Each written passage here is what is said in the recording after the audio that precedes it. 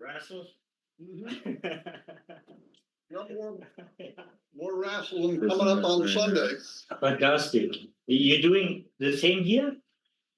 Same idea. It's well, this one is best of, because I've done like 8 or 10 of them. Fantastic. So I picked my favorite 15. Yeah. Actually, one of them is brand new. But I picked my favorite 15. Yeah. So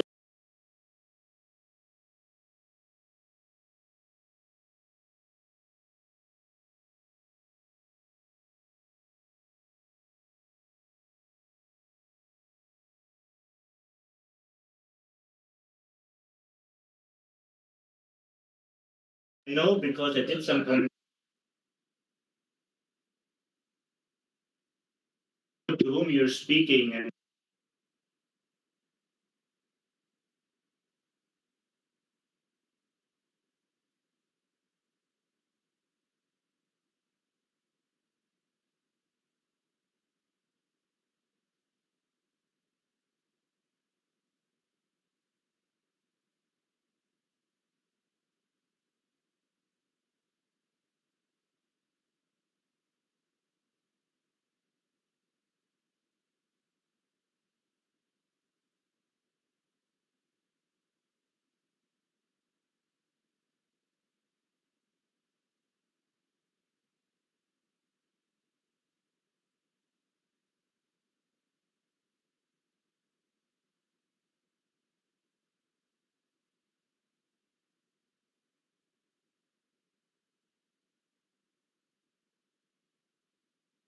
But now Okay, it's now not.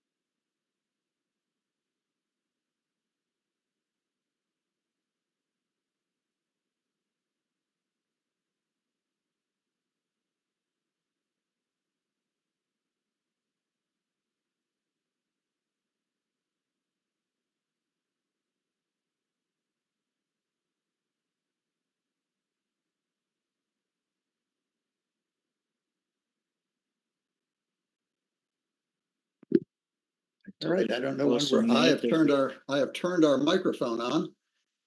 I don't know if we're officially streaming or not. Do we get a green light preview break? Maybe when they're shaking hands. Thank you. Do you want to have a quick discussion about It is kind of a handshake. There we We're go. getting the full screen. I would guess we're live. Oliver Squire on top, moving the white checkers.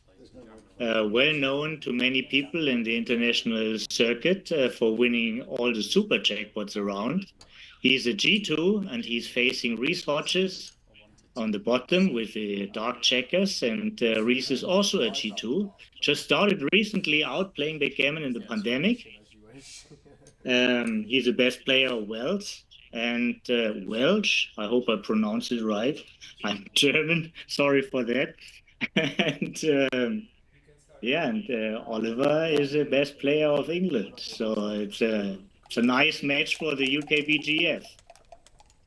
By the way, you're listening there to Tobias Hellwag, extraordinarily strong player, excellent commentator, full of good ideas. And I'm Kent Goulding. I'm not a G2, I'm a B4. A long time ago, I used to be a very strong player. You still are. You still are. Yeah. Hey, we're off and running. It was 6-2 by Oliver, then 3-1, and then another 3-1. Everything played according to common modern theory. Now here I think there's a temptation in the way back when to hit the second checker with the 5, but the 5 is better played the way Reese played it, to bring more checkers into play. The tempo hit wasn't really worth much, and it's valuable to hold the 8 point and bring more checkers and keep things balanced. Mm-hmm. Some things we only gain confidence since we have the bots working for us, the machines which tell us what is the result after X amount of games. So in the old days, we needed to collect points to make up an argument, but often we were wrong because we were missing out on big data.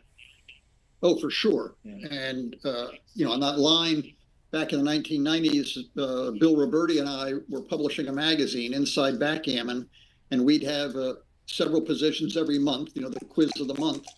And to solve the problems, aside from just talking about it and making arguing points, we'd actually roll out positions by hand, which was extraordinarily slow and tedious, but educational.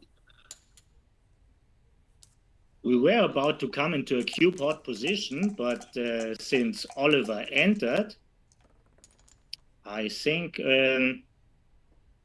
oh, what a big turn. Well, that seems like the best possible roll. Absolutely. Well, it seems like a lot that you'd like to play half a dozen of these. It seems like those two are for sure. And now what he's thinking is, does he use everything to attack? Does he pull both checkers out of the back, or does he do a little of each? And if he decides to use everything to attack, does he keep everything pure, keep 5 in a row and hit on the 2 point, and then play a 4th, 6, possibly from the midpoint down? Or does he just make the ace point? I don't really like making the ace point. What do you think? With a single checker back, hitting on the ace would probably be the right play. But in this living position, I think nothing is stronger than both bars. Yeah, I'm inclined to agree. If White's position were a little less developed, if he didn't yet have his 5 point, then I think, let's say now he's boiling it down. Mm-hmm. He's following our thought processes, of course, because his is the same. Does he play that for the 4th, 6, or does he make the other opposing bar point? And I think we decided this was what we liked. Mm-hmm. Now, this is at least the doubleable advantage, and the only question is it more than that? Exactly. Yeah. So we'll see what happens here. But one thing to watch out for players of all levels, and my dearly departed friend Paul McGrill used to say, one of the biggest errors experts make is cashing a game when they should play on for a gammon. Now, the question now is this position strong enough for black that even if a gammon isn't extremely likely, is it strong enough that he really can't get into trouble and maybe playing on is a good idea? I think the answer is actually yes. I think he should play on. Even though the gammon chances may be low, I think his chances of losing or suddenly finding that he can't double any longer are fairly low. So since you mentioned Paul McGrill, what he always said, you need to check ITAs when you're looking for too good. ITAs are immediate turnarounds, yeah, which is like the opposite of a market loser. And I don't see actually any sequence where Oliver can turn around the game right away. So I recount almost like 0 ITAs, yeah, right, and that's a good indicator for a technical player. Right, now here on that front, notice that if Reese makes his ace point and Oliver then rolls a 2, maybe he's back in the game. Maybe he's not. He no longer has his midpoint. So just seizing the 23 point may not be good enough. Very few turnarounds if he hits loose here. What do you think about the alternative of just hitting both checkers? Oh, the nifty shifty. The nifty shifty, the right. The double nifty shifty. Right. I'll tell you what, I'll wager that if Reese had even one more builder in position, the double nifty shifty would be right. He may have enough here. I mean, he's got, what has he played? Has he played only 2 of them now? Right, so yeah, he covered the checker on the 23 with his plot on the 8. Okay. Just to look at the position, but see if he looks at we would back in the before masters. Yeah, right. We would look at making the ace point and blitzing, but only because the blitz was so advanced. We wouldn't even look at breaking the 5 point and breaking the 4 point to make the 2 and the 1 point. It wouldn't even come into our thinking. And it would be nice if he had at least taken a look to show us what it looked like. Okay, well, now it's just full steam ahead. Attack with anything. Everybody comes down. There's no need to mess with the checkers on the 18 point. And you might as well protect against 2-6. Now, if Oliver rolls a 2, now where are the ITAs? Yeah, the gammon chances have gone way down. But if there's no turnaround risk, well, he's decided it's not. Well, there could be one, like every number with an ace or a 2. Yeah, and it has to leave a blot there, and then Oliver's position can fill in quickly if he picks very off quickly. They are all in place.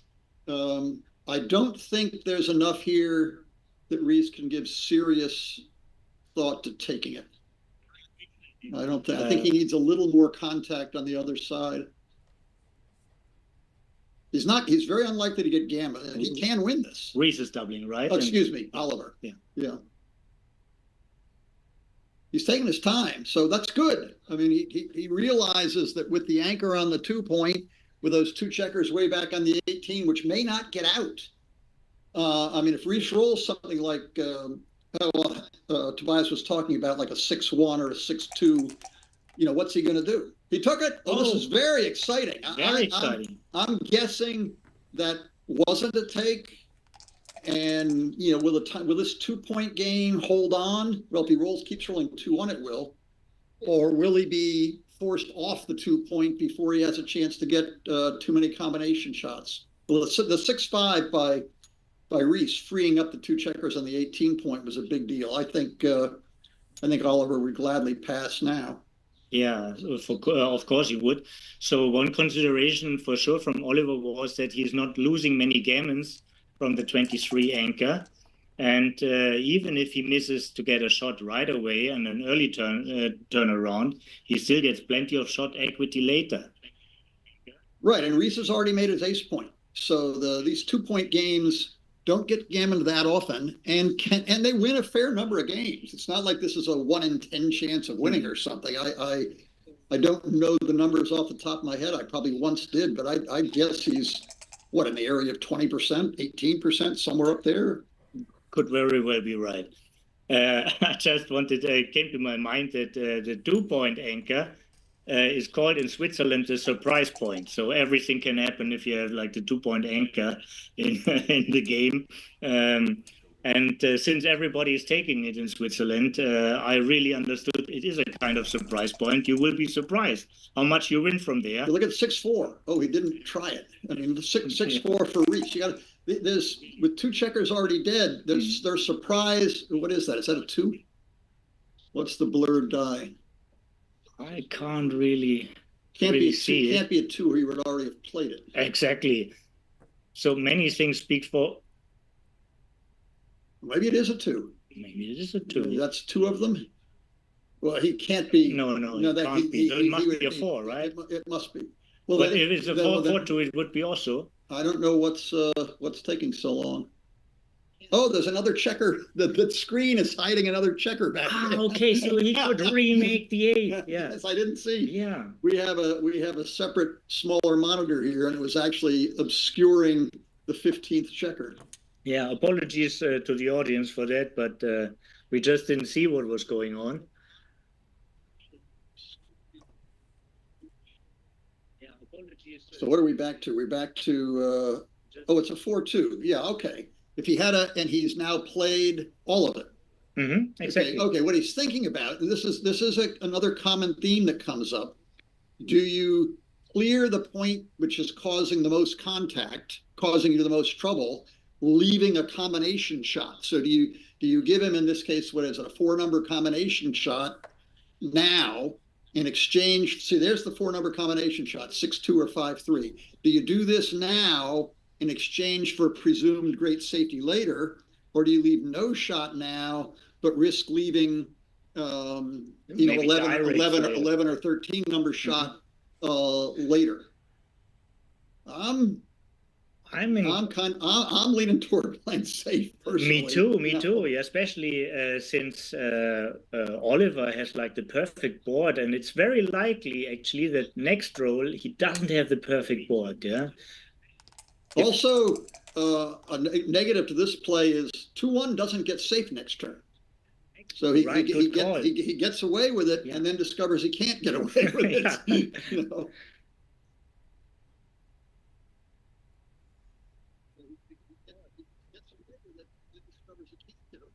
Something else we may not get a chance to see, but crops up in positions like this is once that outfield checker is safe, certain numbers like 4-2, you may pre-clear the 5-point. Mm-hmm. You know, like if the outfield checker was safe and you rolled a 4-2, it may well be right to get both checkers off the 5-point and leave a gap there. Just to have a point cleared is a point not to be feared. That's what I wanted to say. That was one of the sayings in the before area. Yeah, that was Kit Woolsey. Yeah. I mean, as far as I'm concerned, going back into the 1970s, it was Kit Woolsey. You said a point cleared is a point not to be feared. Definitely a B4. As I'm concerned, going back into the 1970s. Now here Oliver's just trying to arrange his reception committee. 6-4. That's one he wants to forget about pretty quickly. Now this debate has raged forever. Do you take the extra checker off and risk a shot on big doubles, or do you take one less checker off and leave the back two points even? Well, once again, you need to see the whole position and just can't take out one aspect to answer this. Yeah. But I think he made a good choice in this particular situation. Yeah, you should be more aggressive against the 2-point. But I think if your opponent holds the 2-point anchor, you should bear off more aggressively. This is again, you shouldn't deal too much with rule of thumbs. But if there's nothing you can hold on, if you don't get further insights, this should be maybe the call.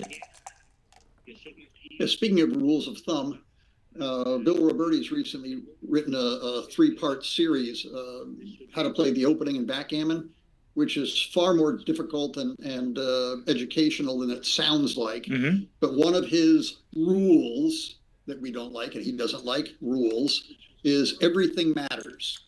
So there is no one over-encompassing, this is always right. Everything matters. Backgammon is all about details.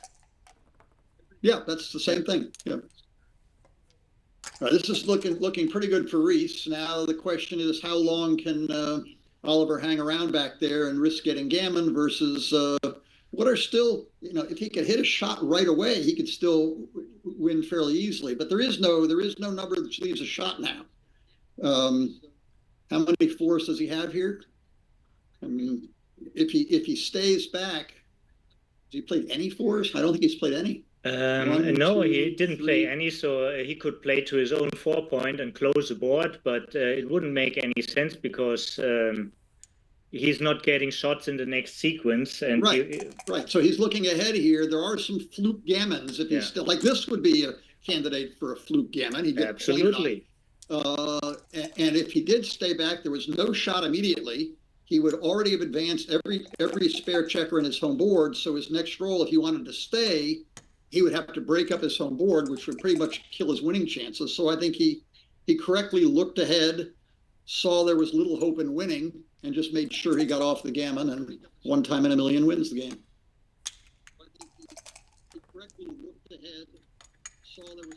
So we are looking at a 7-away, 2-away score, 7-away, 9-away score, favoring Reese. And there is a tendency, but there's not really a big consideration about the cube. So the tendency is you tend to be a little bit more conservative for Reese as a leader, because you don't want to see sexy 4 cubes coming back at you, Oh, for sure. And the tendency is a little bit more aggressive from Oliver's side if there are gammons involved. Right. It's not, you're not bonzo, gammon go type, do everything here, but being behind 2-0 is something. And so he's already starting to develop a position. I wonder about that too. Okay. He already is starting to develop a position where if something good happens like this, he may well have a double. What do you think? He's certainly thinking about it. And he should, that's for sure. Yeah.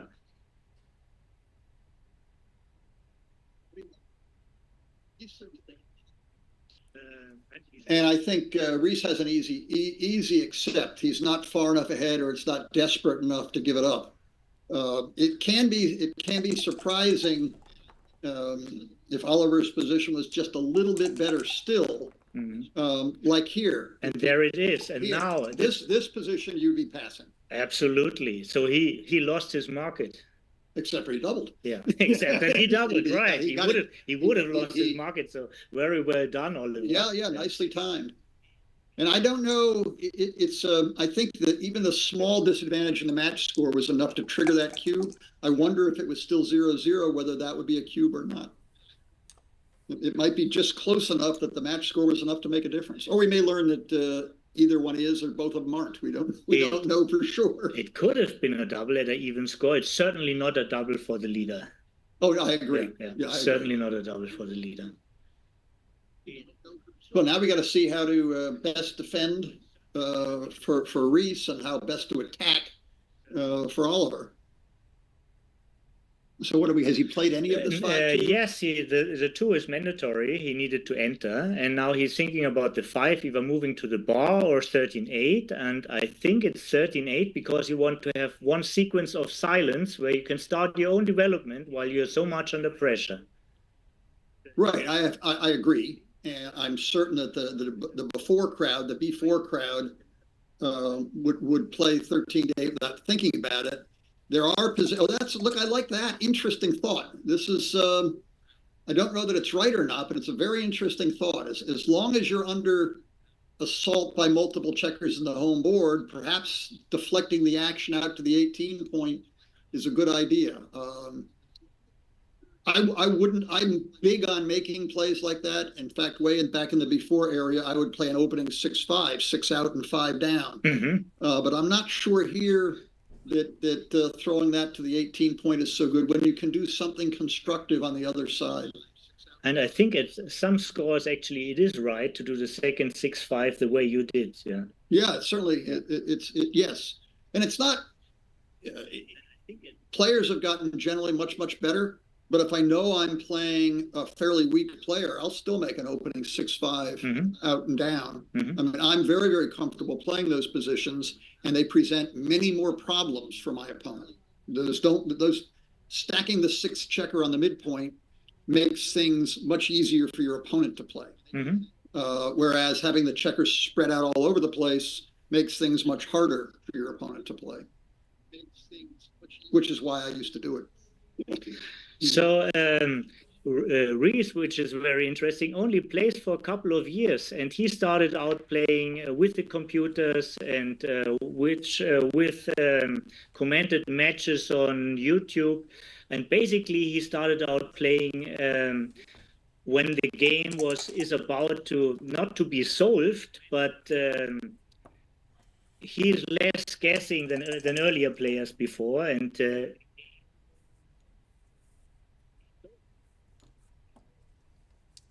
this is interesting. I would have thought about this a little bit because I would really be tempted to smack that checker off the 18 point. yes, I understand. That's not an.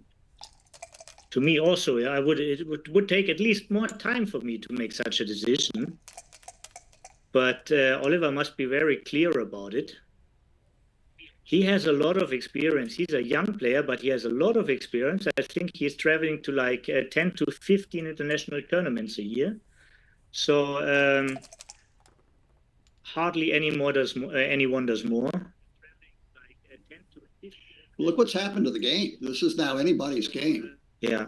You know, from a very dangerous position, which was going downhill fast. This is, I mean, this is anyone's game. I'm not certain. Very even. Sitting on the cube, which side you'd rather be. Another interesting position. See this.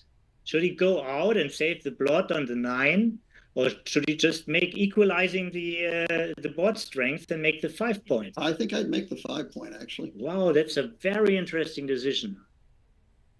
You know, if it wasn't such a mess, what he really wants to do is make the 9 point, but he can't do that and leave a blot on the 18. Yeah. I'm inclined to do this. I mean, if this works, if he does not get hit here, then there's no question holding the cube that Reese is actually the favorite. There's a huge swing on the 6. The good news is that there aren't that many 6s. There are only like 13 hitting 6s. And the Oliver's reception committee looks pretty, but it doesn't have a lot of extra backup to it. So it's not like if you get hit, you probably have a couple rolls to get back in. I think the position deserves more. Well, with cube ownership, you tend to be a little bit more conservative sometimes. Also, he has a lead in the match. I just don't like. Oh, look at this. He doesn't really want to. I don't know if moving to the 23 point makes any sense with an ace. So what's he going to do? I mean, he can also just go bonsai all the way up to the 22 point. But I think that checker back, and he really wants to play 3 of them and then pick up his dice. That's what I say. It's sinking in. He knows that those are the 3 he wants to play, and he might think for a second pulling a checker up to the 22, but I don't think so. So now he could also switch. He could switch, which is usually the wrong idea. You want to have the best possible board. I think at the end I would have gone. Oh, look, Reese ended up getting the best of both worlds by rolling a 3-1 right after, filling in that hard to make point. Well, part of this is forced. He has to 3 checkers there. They don't move. 2 checkers there. It seems like he has to come off the 22 point. You can't play 4 of them without coming off the 22 points. If you're coming off the 22 point with 1 checker, you have to come out with 2. And now, coming off the 22 point is not a headache. The only headache is leaving back the guy on the 24. Yeah. But since you can't address this problem or you can't help it, just move forward. Yeah, it's also. It gives you plenty of time also to have it's not ridiculous to pull the last checker out and make your 2 point. The midpoint over there. I would think about this a long time. You know, how dangerous is it really to come out to the 18 point and cover your 2 point and basically challenge your opponent to hit one of these blots? Because they're going to be return shots all over the place, and you're going to have a 4 point board. And it looks like Oliver has just the same thinking as you. He's just not setting it up. Let's take a Maybe look he at it. sets it up. He will set it up. Let's take a look. Don't bury the other one. If you're going to do this, I think you should come out. This is getting too far ahead of yourself. I think show us, please show us, Oliver. Back that up and come out to the 18 point and think about that. As crazy as it looks. As crazy as it looks. Well, maybe it looks more crazy to put the third man on the deuce. I don't like the third man on the 2 point, I have to admit. So if you want the safe play, probably just do the 10. And if you play with blots, do what gives you the most hope if your opponent misses. Yeah, or in some cases, even if your opponent hits.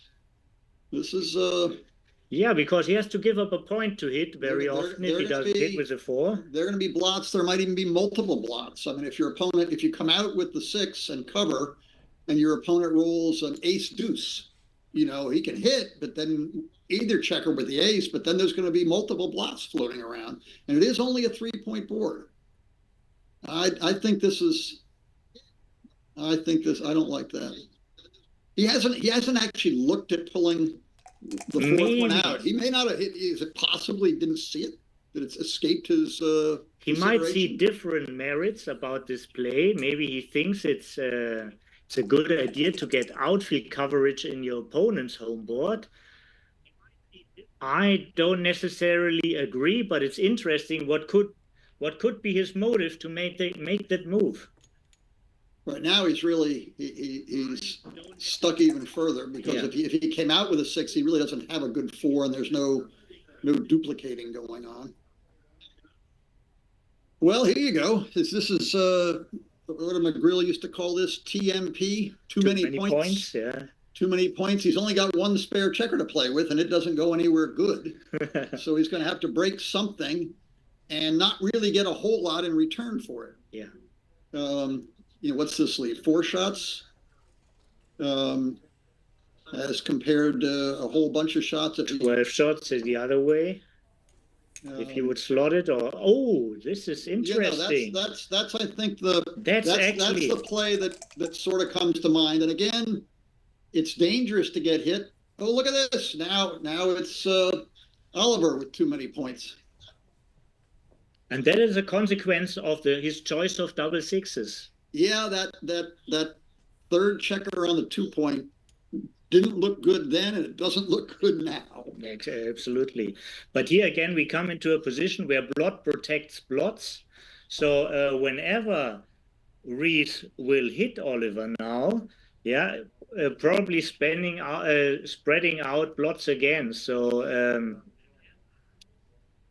not as desired, because also the 8 point is slotted to make a 5 prime. So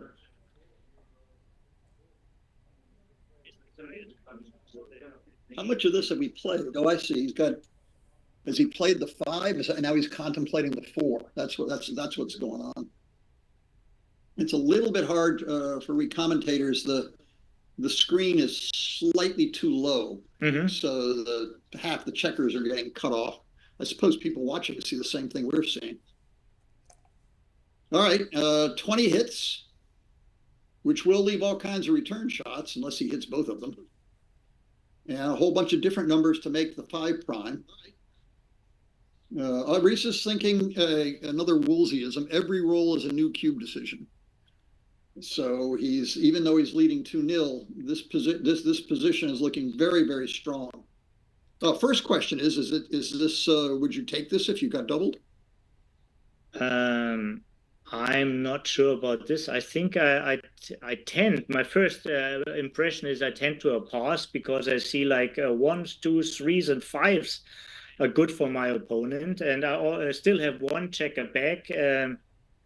I see even 6-4. If you roll a 4 and a 6, which is like missing out of the spectrum of the direct good numbers, you still make a point. So there's nothing really bad. Like maybe double 4 is like the worst roll, and this is still there's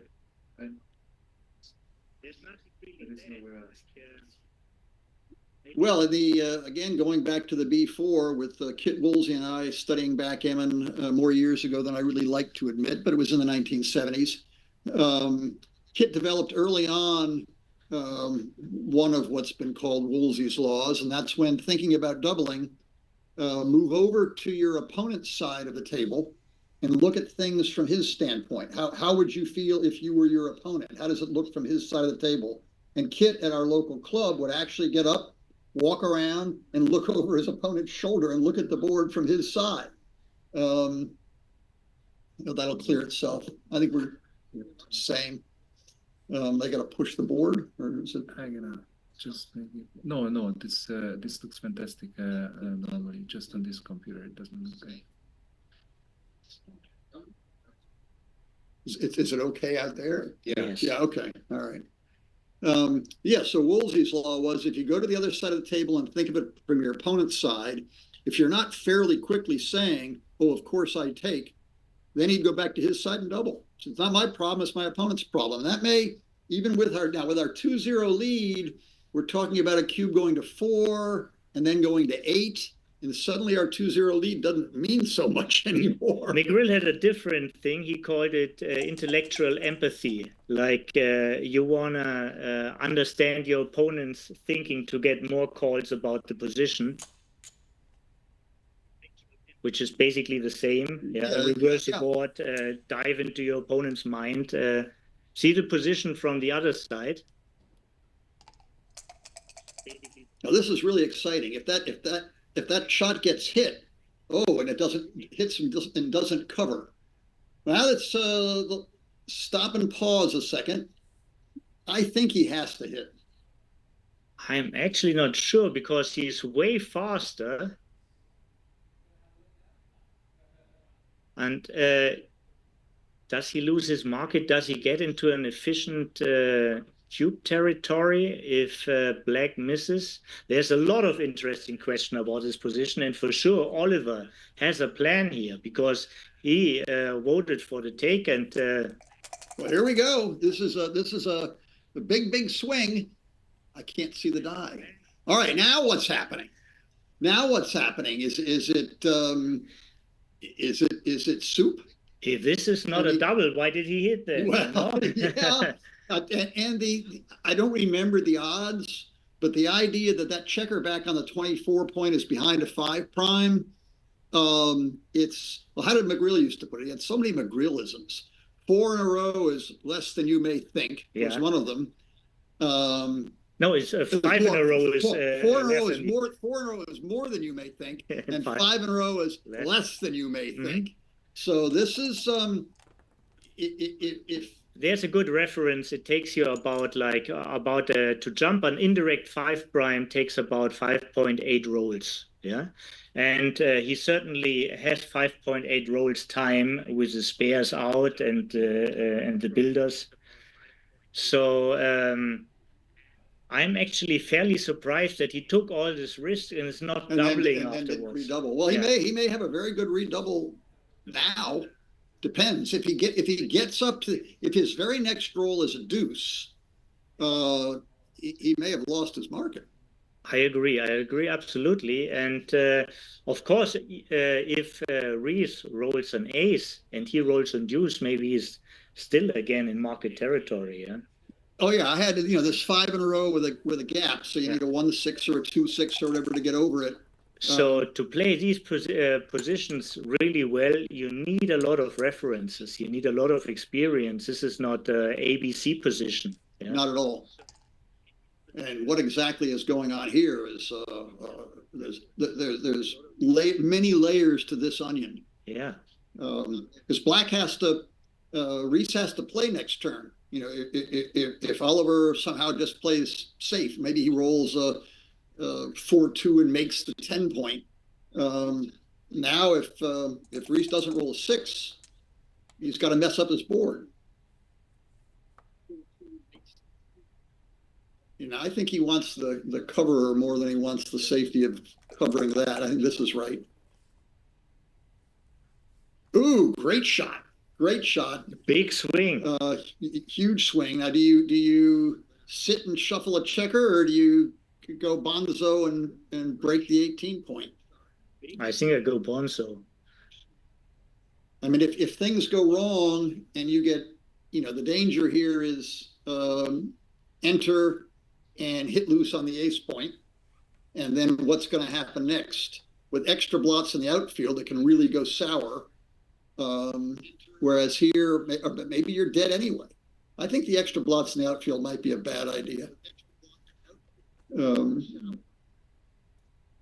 Whereas here, boy, the position is swung. Getting one checker out from behind the 5' is one matter. Getting two out is a whole different kettle of fish.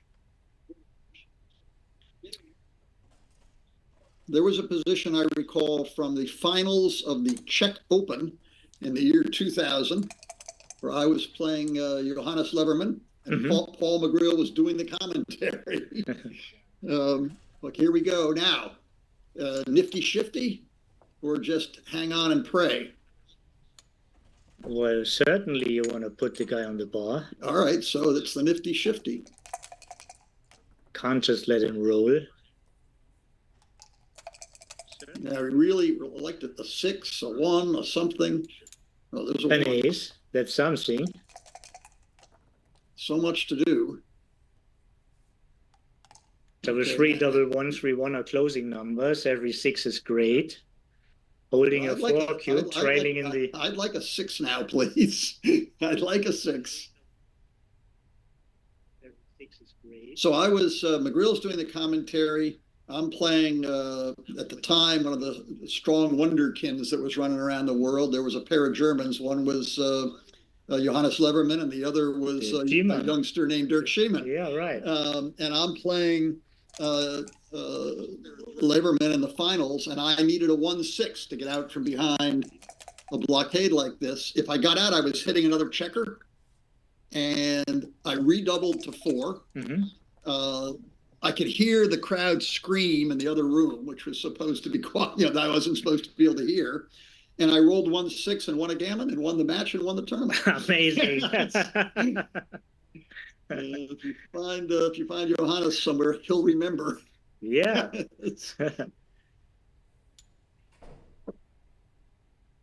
Michael Myberg ran that tournament. Former world champion. He wins the world championship. The next thing you know, he's running a very nice tournament. He is actually also a double world champion. He won it twice. Oh yeah. It's And the first time he won it, he was not even considering playing the champions. He was coming to play the intermediate. Yeah. And he came from Nuremberg together with a friend who said, well, you're probably the better player. And I wanted to play the champions. So why not roll for it? Who of us is playing intermediate and who will play the champions? And Michael won this role, and then he won the championship. Yeah, there you go. So his buddy and him, they were both very happy with his choice. All right, what has happened in the meantime? Things have not gone well for Oliver. But he still has, if he rolls a 6, he wants it to come with another 6. Or maybe with a 2, which is hitting. Yeah, or, well, as soon as it's all done. Yeah, I think if you roll 6-2 here, by the way, you certainly would hit. Absolutely. Your best chances of winning. Plus you get sometimes a bonus of winning some gammons. There's a general principle for certainly for less experienced players. And when you're looking at a backgammon position, what are you trying to do? And it's much better to figure out to try to win as opposed to try to avoid losing. If you try to avoid losing, eventually you fail. If you try to win, you often succeed. So in all full contact sports, initiative is a crucial element. Yeah, you wanna act and not react. Yeah, exactly. So that's another way.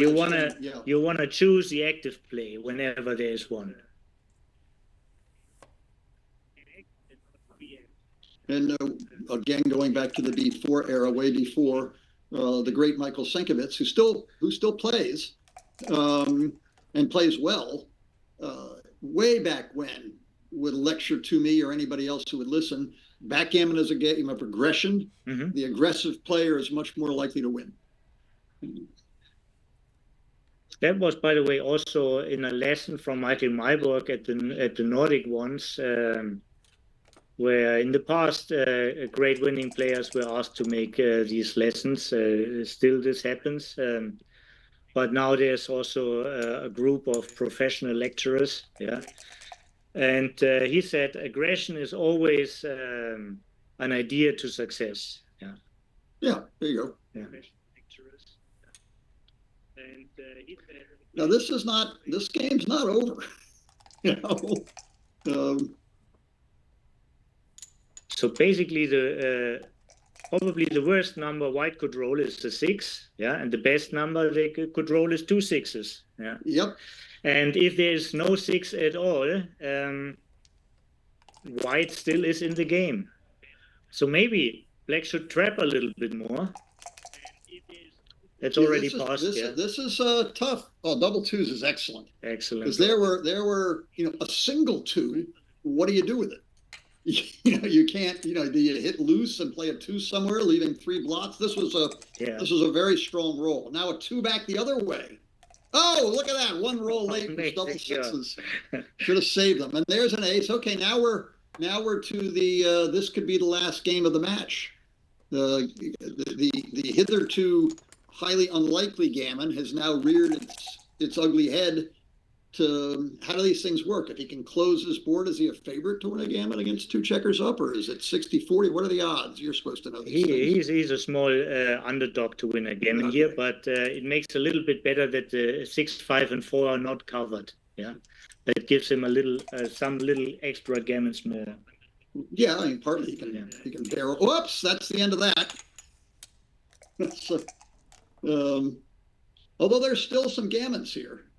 I mean, if Reese really needed a gammon, he can leave the blots there. Is it time for another trap play? Yes, he can leave the blots there, or leave 1 blot there. Leave 1 blot for a perfect distribution, 8-3 maybe. The trick there is a wanna wrestle position. Leave him a blot. Right, wanna wrestle? Yeah, leave him a blot to hit, and then you've got a sweeper back in the back. You hit loose on the front, and even if a couple of black checkers get hit, they're crawling all over the board, and you scoop up both the white checkers, and you're back where we started. So it may well have been right to leave at least 1 blot there to. I think Reese looked at it, but with the lead and with the 4 cube turned on the other side, I actually understand his thoughts that he.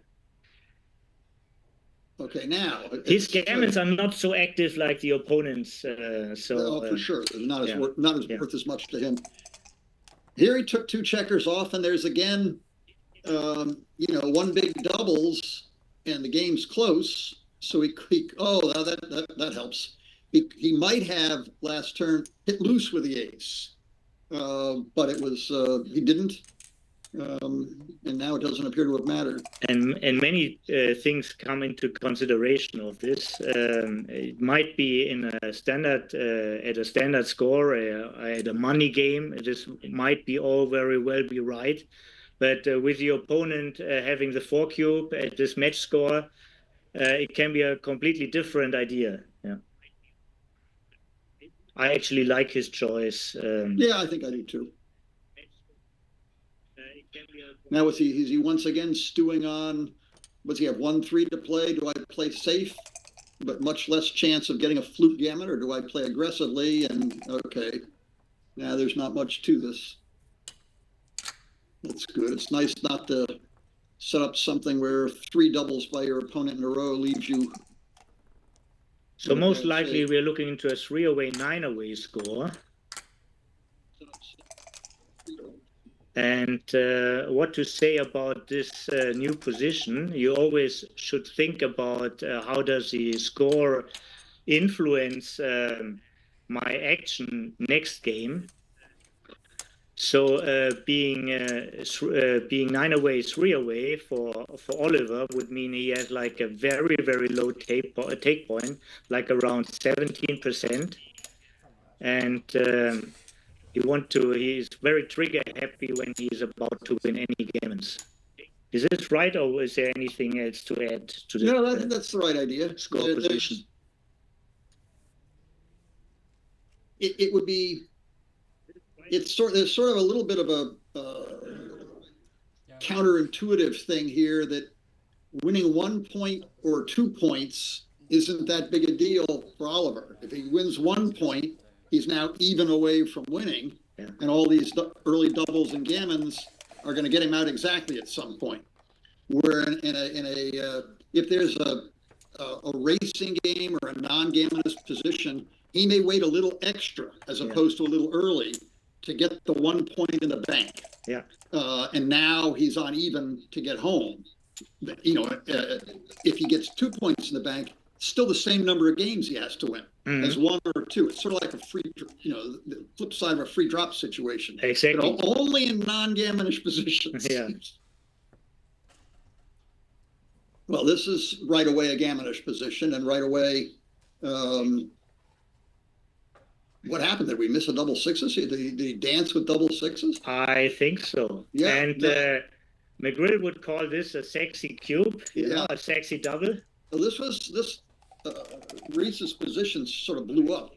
I was talking and didn't see exactly how it happened, but the position got so strong that we were a little bit carried away with the strategy, and there was already a position on the board.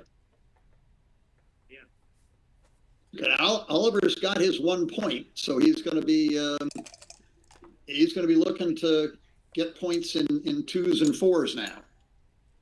So basically, his strategy hasn't changed a lot. He just is even more inclined not to lose his market. Yeah, for sure. Yeah. So basically, his strategy hasn't changed a lot. He just is well, I guess if might that have been a time to double? Now, Black's position, Reese's position is pretty solid, and there isn't really I guess the big threat is to roll double 2s or double 4s or something like that. Yeah, the single spare on the 6 doesn't make a point, so he needed a body, and now it's much closer to a double. Depending on the roll here, we see only a 6. For sure, it's not a 6 and a wild card. 6-5. Yeah. I might double this at this score. I think so, and I think Oliver is. I think we see. I'm pretty sure we see a double from Oliver here. And I think Reese has to take it. Absolutely, he likes the 2 points. Yeah. I'm pretty sure we see a double. This is where Paul McGrill would start quacking for all the 2s he needs. Yeah, right. And he always said quack quack. This means because if you see like 2 2s on the board, it looks like if you see ducks in the snow. Yeah. Yeah, or they just double ducks. I mean, it came like he always had a picture in mind when he when there's 2 5s, he saw snowflakes. Yeah. Double ducks, quack quack. Now, what have we got here? So first we got the predicted cube action, and now it's a double 3. He could make he could hit loose on the deuce and make the 4 point. He could hit with a point on the 2. Did he come off the bar with 1? No. Or was he already in? I think this was his. No, he came in with 1. That's all 4 of them right there. I sort of like that play. What about 13-10 maybe? Plan B would be 13-10. Yeah. And maybe 13-10 is a little better. Let's see. Oh, there you go. There's insurance for that, because if he gets hit in the outfield, there's still the blood on the deuce. Exactly. Also, what is Oliver really trying to do? He's trying to make his bar point. And okay, we're gonna if he doesn't, I'm not sure. All this is that all 4 of them? That would be all 4 of them, but it's a little bit too passive for a trailing score after turn to cube. We've got to get a plug in for my friend Bill Roberti. What do you call it if he makes his 4 point? What's the 6-5-4 combination of points called? Bill Roberti coined a phrase to describe that, which is now being used. The rack. The rack. Yeah. He calls it the rack because it tortures your opponent. It puts a lot of pressure on your opponent. I would build the rack here, and I think I like 13-10 with the final one. puts a lot of pressure on your opponent. For the positional aspect, that there is a slot on, there's a single checker on the deuce. This is why you that like makes it move. that makes it even easier. But I think having built the rack, your next choice is either attack and blitz or rebuild the 7-point. So here he's doing the slow pressure. This is a little bit surprising to me. Well, now, if you're Reese, don't you want to take that anchor on the 22-point and worry about the 5-point or whatever else later? For sure, I think he has to take the anchor is an instant thing. I think he has to take the 22-point and then figure out what to do with the 4th one. Right. This is a very good method. He just ate it. Yeah. Didn't leave any new blots. Didn't slot any points. Had he split in the outfield, it would not have worked. This is a very good method. I think it's also right to do this now. That's Reese's. Black's position is somewhat disjointed. Any hit in the outfield is releasing a point. I mean, Reese sort of has too many points, and if he's breaking one of these outfield points, he really wants to be making his bar point or his 5-point. So the checker out there on the 15-point is not as much danger as it looks like. Plus, it's appears to have been missed entirely. Everything has been. No, he can't hit. There is a hit, but I don't think he wants to do it. Well, you can clear the midpoint. Oh, you see the hit. Oh, wow. This is you're right. In theory, you can, but I'm leaning toward. I don't think you want to leave the 22-point. That's that butterfly is not yet mature. So what can you do? It's definitely really a gammon safe score, right? Can you really do this? This is just going to be a bigger mess next turn. I think he should give up the midpoint. But show it to us, please, Reese. Thank you. Is there a third alternative? I think so. I think those are the two. One is keep everybody in play, and the other is. So whenever you have multiple choices, you want to narrow it down to 2 first before you make a decision. And he did this. He showed us both options. He decided he has a gammon safe score. So he made the gammon safe play. It's just not clear that this is really gammon safe because it's what he tried to avoid could become worse next time, right? But, which means, I'm not saying it's the right play, but you should look at leaving that blot on the 15 and leaving the checker back to keep the maximum pressure on the black checkers. Look at this, Ken. Maybe he had the right read, as there's less contact now, and basically everything plays safe. Yeah. No, this might have been right to even just to leave the blot and clear off the midpoint. Certainly worth looking at. Also, Oliver had different choices, but now he's a little bit low on time also. He could have just stepped up on the 20 and go to the 10 to get more builders for another point and more outfield control since Reese was so stripped. Very interesting choices here. Here we are. Now, finally, he makes the rack. Many rolls the rack. Many rolls late. And now Reese has built a strong enough home board that even though it's the 5 and 3 points open, it's a 4-point board. And I presume he did not roll a number which would cover that, or he would probably have covered it. So in the past sequences, Reese achieved more than Oliver did, right? Equity up for Reese since the double happened? I think so. Yeah. He's definitely out of gammon danger. That's a big achievement. But things could still go very wrong. He's definitely out of gammon. What's he got? I don't like that glare. Yeah, me neither. Because it must be a 5. It's a 5-1. Wow. Yeah. So this is the only safe play he could have made. Yeah, well, he's playing totally gammon save. I wonder how much he's. Oh, how's the race? I mean, if he just rolls double 5s or double 6s or runs out with a 6-5 at some point, is this? The good thing is that double 5 and double 6 are both covered in a way. Of course, it would be great for Reese to roll it, but there's still contact afterward. Right, neither one of them gets all the way home. Yeah.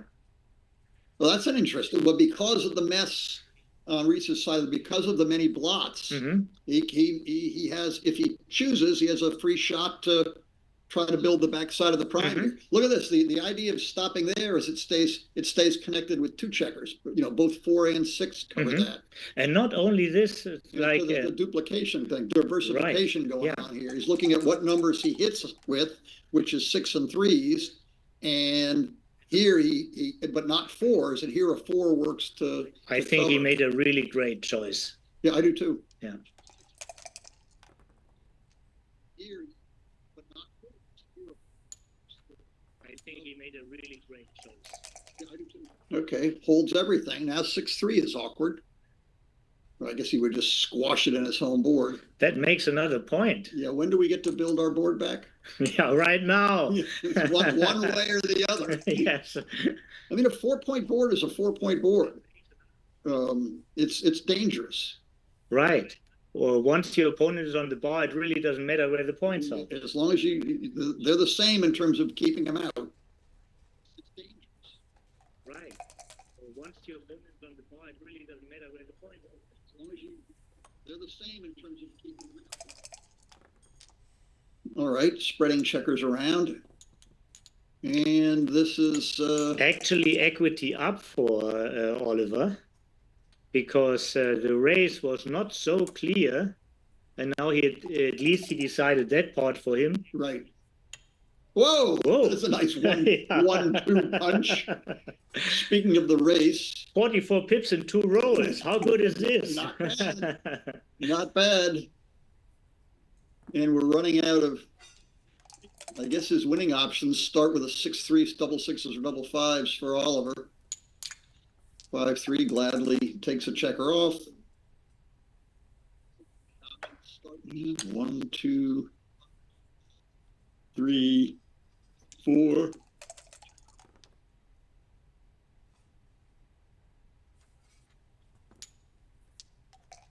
Yeah, I don't think an extra checker off is worth all those gaps he can. Yeah.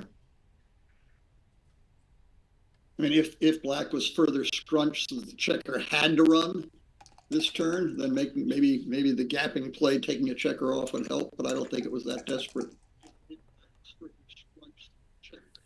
I think Reese would have stayed if he would have played the gaps and bet a check off, and that way it was just clear that he had to go.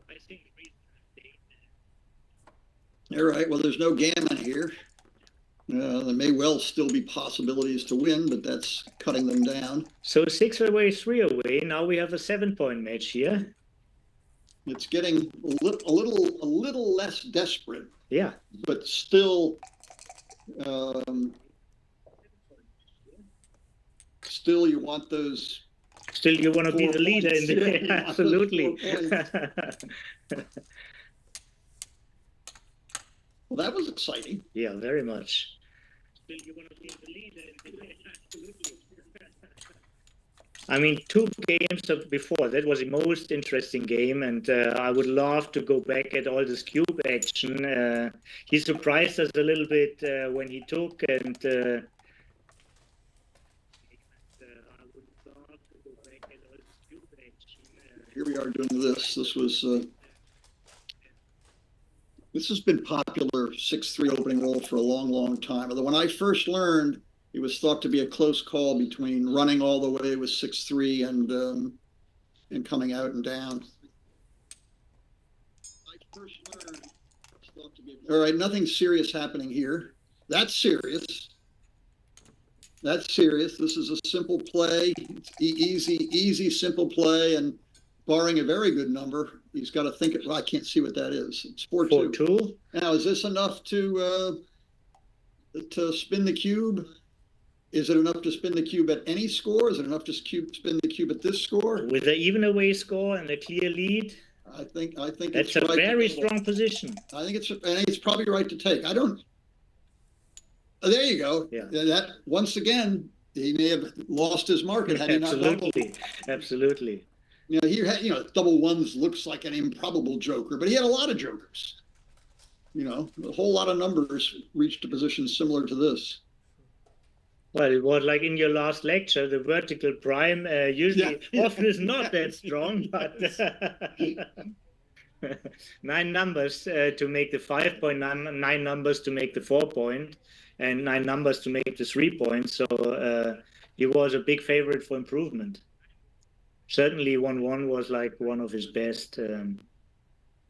I kind of like this play. I mean, it looks a little loose. It looks a little funny, but staying back, how do you play 6-3 if you stay back?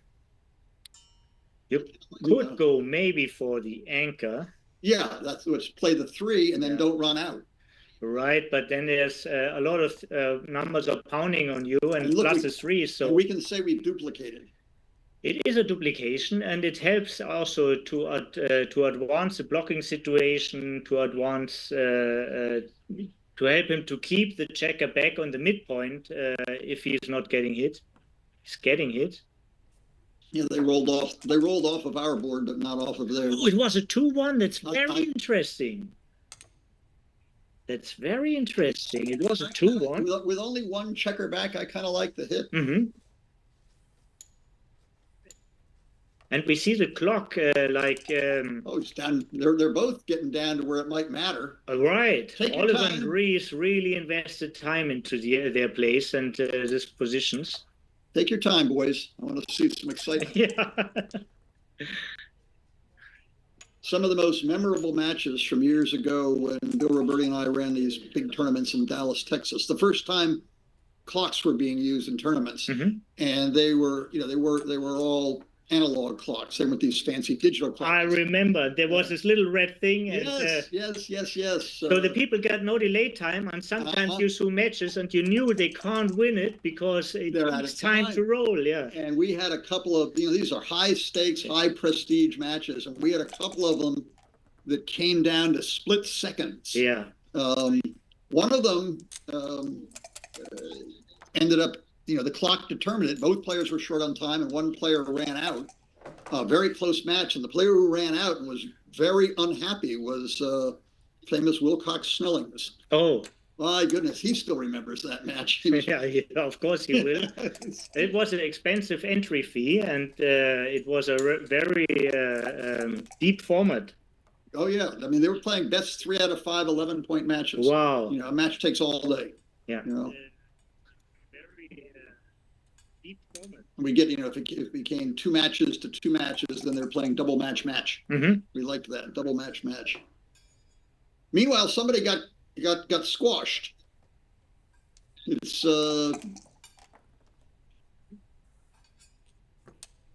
this is just all going to heck. How's our gammon price here? Stay out for a while, pick up a third checker? Well, there are ups and downs, so if there's a third checker, maybe he can maintain the rest of the position a little bit longer, but in general, of course, he doesn't want to leave, and there will be later trap play probably, like he's entering and try to clear the 7 as soon as possible, which is not that easy because it's so heavily overstacked. Well, he's one of the old rules of thumb, and as Bill has said and others, everything matters. And I think I first heard the theory, I'm not sure it's ever been proved, that you trap against the 3-point board and you don't trap against the 4-point board. Mm-hmm. That used to be the sort of rule of thumb. Now, the score situation may affect that and other things may affect that. But back in the good old days, or whatever they were in the D4 days, before I like this so do I, obviously. Trap against the 3-point board or fewer, certainly against a 2-point board, and don't trap against. Well, now it's a 3-point board. So a small insight for all the people who are listening. Before the match, we were introduced about the status of these 2 young gentlemen. They are both a G2, yeah?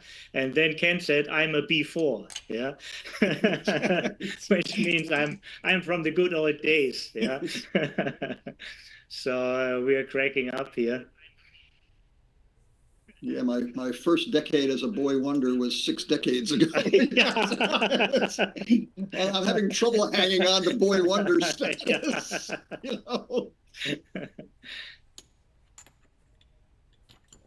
I think Jake Jacob wrote an article, 10 or 12 years ago, where he described me as the only backgammon player to be a boy wonder in 5 different decades. Jake is a funny guy, yes. I'm into the 6th, but I'm not sure I can claim boy wonder status any longer.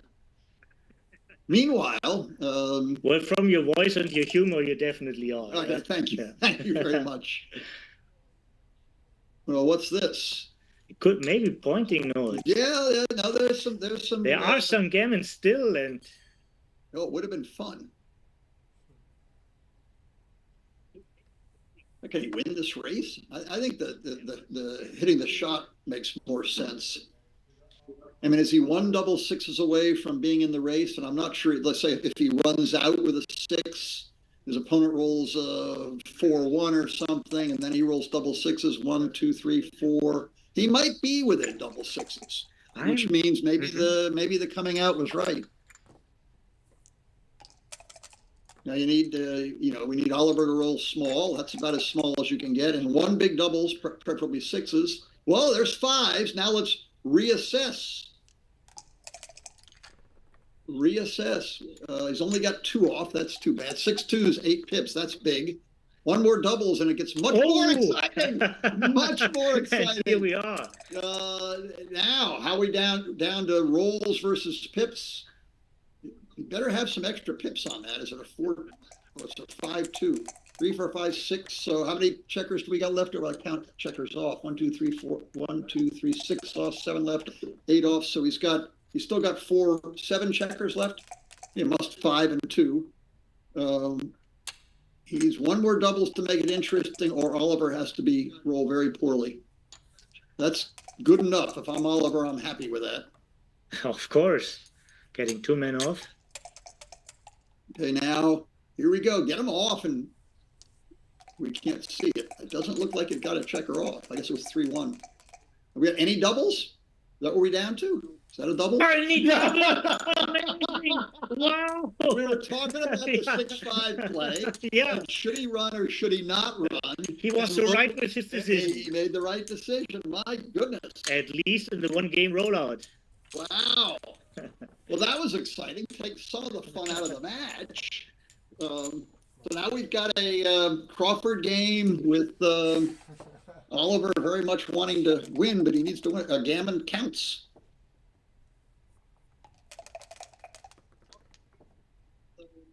So if he wins a gammon, he's 4 away from winning. He could do that in 1 game. Double and gammon. We all have seen that before. Okay, everybody's building boards. Okay. Certainly advantaged. Reese has the better points, and he's got a little bit better development, so he's a slight lead. 5-3 makes the same point all over again. He can't split the back checkers. They're both blocked. Thank you. And he made basically the only reasonably legitimate play.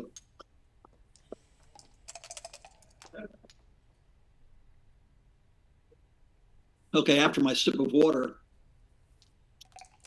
I've never in all my years learned when it's right to make that anchor on the 23 point. I always resist it. Maybe where the gammon counts more, you do it, but it seems to cut down, your flexibility and winning chances by a lot too. But it's done now. I think this just keeps running. I like that. Notice also that the 3s would give up the midpoint and all control the outfield. Now, can we unmake the 23 point? I think you want to hit with the ace for sure. And I would prefer to work on one side. I think you're still not in the squeeze now. Yeah. Okay, so that's you almost want to just pick up your dice and not play the 2. It's usually a good idea to not go into a 2-front war. Yeah. Yeah, it makes sense. Is that a 3-1? 3 must not be a 1. It's more than a 3-3. 5-3, I guess. Oh, there could make the 5 point. Yeah, could hit with on the ace, but no gammon incentive here. Right, no gammon incentive for Reese. So there may well be more gammons on the ace, but it also comes at the cost of losing more games, which is irrelevant to Reese. So he makes the long-term most wins, but maybe not as many Gammons. And now is definitely the point where he wants to run when he can run again. Yeah. Well, he has to leave a blot, right? He came in with the ace. He has to leave a blot. So the only question is, does he slot the 5-point or the 4-point, and might as well keep the 9-point? This is a great number for Reese. I think now he really gets rid of the 23 and Maybe completely rid of both of them. Exactly. Yeah. Notice here that any hit back, aside from maybe double twos, leaves a total, tons of blots. total mess. Yeah. The concept I said before is like blots protecting blots. Yeah. Right. And here the two are working together. Yeah. The two black checkers are working together because there'd be white blots everywhere and return shots left, right, and center. This concept always applies when your opponent has no spares on his points. So whenever he hits, he leaves like double the blots. Yeah, that's a very, very good point. Yeah. And players should be aware of thinking that way. Okay, I'm leaving these blots, but what really happens if they get hit? That's where if you come to my lecture on Sunday, you'll hear more of it. That's where the wanna wrestle comes in. Yeah. I leave some blots, but if you hit them, you're going to be leaving blots too. So I had the pleasure to attend your lecture in Michigan, and it was really, really fantastic. So enjoyable, so funny, and I'm looking forward for the next lecture on Sunday. I hope it's on also on stream. Is it on stream? I don't think any of them have been streamed. They should be. Well, maybe they should be. Yeah. The one in Michigan really went well. And very well. And we had Roberti and Senkowitz both there too, who have contributed a lot to the preparation of these things. All right, what's happening? We're blathering well. There were two ways to make the full prime, and I think it was a good choice to run out. Now we're stuck with is it well timed? I think we can count this as probably well timed ace point game. Maybe overtime. Forward position is a little awkward. Now he's going to need to get that checker out of there. Probably slot right away because this is the best you can get. Right, and at this point, it may look funny, but the 5 and 4 point are basically identical. So you want to build both of them as fast as you can, in whichever order doesn't matter. You want both of them. You can't hit a late shot with an open 5. You want the rack. You want the rack. Yes, absolutely. And here he builds one, slots the other. Just the routine plays. And shots could be coming right away, and he'll be just ready for it. Nice to get that spare checker off the 24 point to make sure he's double fives proof or something, which he's sort of double fives proof now, but that's it. What is that? Unless it's an ace, which it isn't. Oh, doubles. That's excellent. Clear to point. No number leaves a shot next turn. In these positions, check for the number, double the number which is blocked. Like a double fours or something. But there's no blots here. So if this is the last game, they managed their clock time perfect, actually. Well, yeah. But since Oliver still has the ace point, there could be some exciting matches with games with very little time afterwards. There was this becoming a little bit awkward. The game which Wilcox won all those years ago, or lost all those years ago on time, he was playing a player who at the time was very, very strong up and comer, but then stopped playing for some reason. A guy named James Colin. And Colin hit a checker. Remember, there's a time scramble going on, and built a prime, and then never closed it out. He kept recirculating to burn off Wilcox's clock, and it worked. Oh, we just missed a shot while we were talking. If I'd been paying more attention, we might have hit it.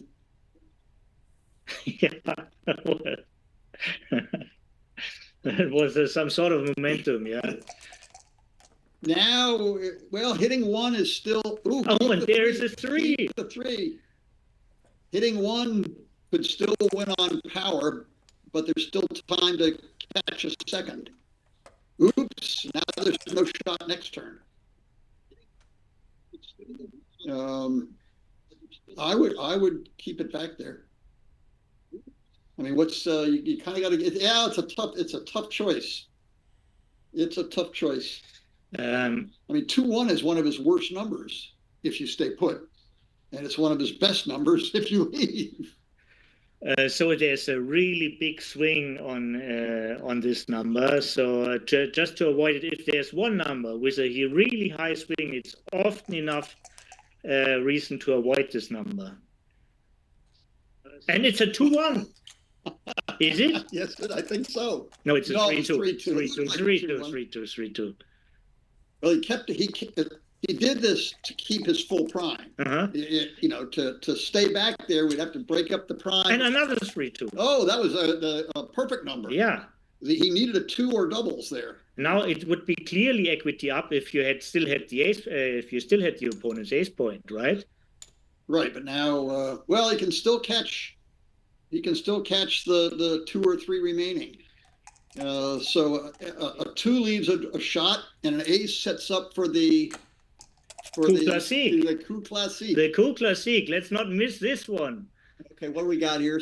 Keep the prime. Can we slot? What do we got over there? Don't leave the 24 points. All right, Classicus, show us. Oh, well, now we've got a desperation situation. And we see an ace here. Yes, okay. Now, I don't know there that actually he should have actually slotted the ace point, maybe. I don't know. Maybe not. Maybe it's just asking for I too think much. it would have been an overplay, but certainly the differences are extremely small. Yeah. Yeah, I don't know what the chances here are down in single digits somewhere. Do you know the number? 7.8%. I know the numbers exactly because I just recently had such a game. It was on stream and people were, I mean, I won a couple of tournaments, but I never get so many congratulations like after that one match. Yeah. It was a first round, but it was really breathtaking, and people told me the exact percentage is 7.8%. Yeah, we used to way back. Now it's way down, of course. Yeah, way back when it was like 1 in 13 or something, which is, or 13 to 1, right? That's right around what you're talking about. Yeah, right about. Is there anything left here? Well, that was 2-1 and 2 doubles. 2-1. I had fun. Yeah. Thank you, Tobias. A good time was had by all. I think there was a very instructive match. It looks like the players are pleased with themselves. Yeah, it was an honor, Ken. I was very happy, and see these players. There must be a really good atmosphere. They're both smiling. They're talking about positions. They don't know what we said about them. When they hear this thing, the smiles will go away. No, they played extraordinarily well. I mean, I feel like we're helping to walk people through it at the same time we're learning. Absolutely. Many great choices, many interesting choices, and I will definitely go through this match again and look at some of the positions. Maybe there's some hidden whoppers. Yeah, who knows? Who knows? Yeah. All right, thank you very much. Thank everybody for watching. If this was streamed and is online, tell your friends, watch it again. Yeah. Thank you. Bye. Lads, thank you very much for both taking part. All right, so it does help. So you've got no idea. We've got nobody playing backgammon. You fucked it like everybody was watching it in the bar. So I don't know if you could hear the cheers when he threw the double 4, right? And then you got the one there. It was great big cheers. It was great atmosphere. So thank you both. All right. Well done. We'll start you 2 pounds 70 whenever I can be bothered.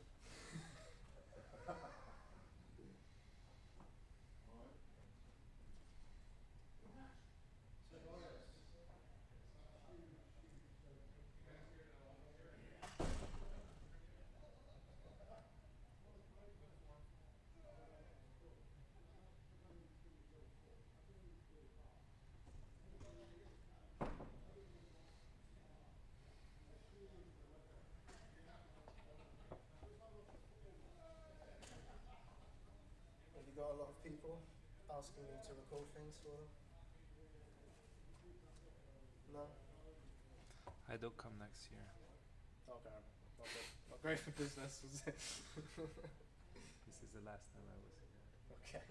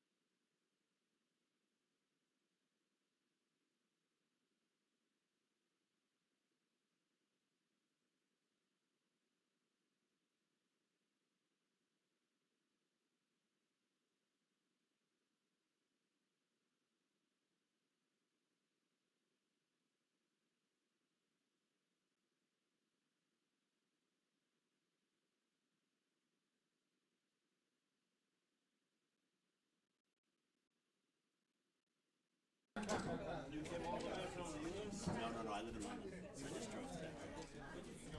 I am American, but I lived in London for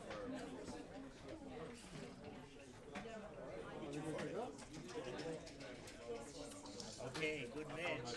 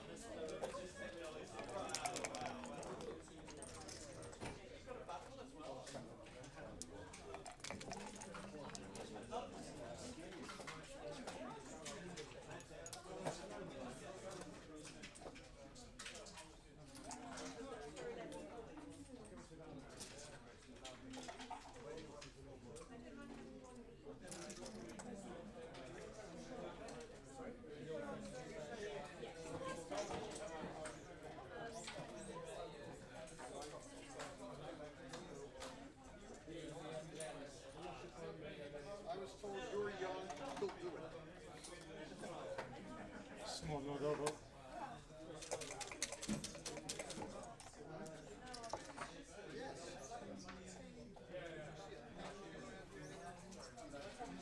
Want to make sure I'm taking, huh?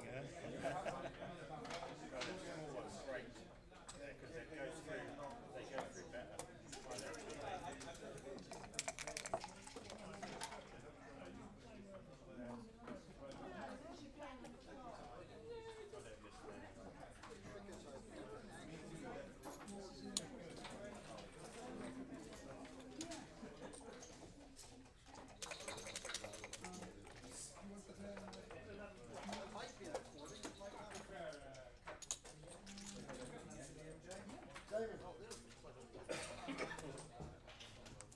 sure you put it all back. It's not mine. There's no room here. I'll find you somewhere else to put.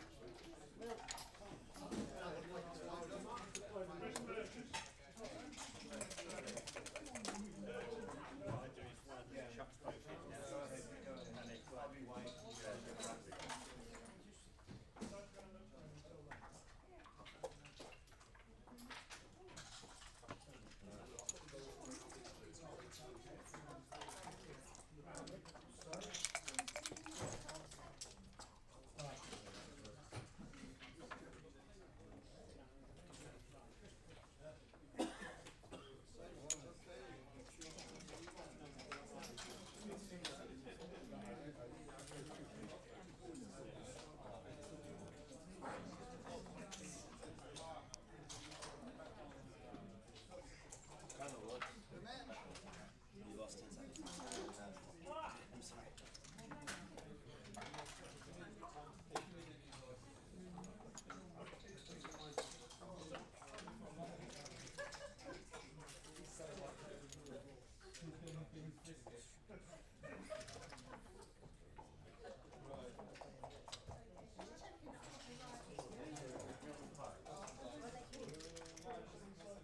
Yeah, I know I said switch off this, so I can't get to a delay.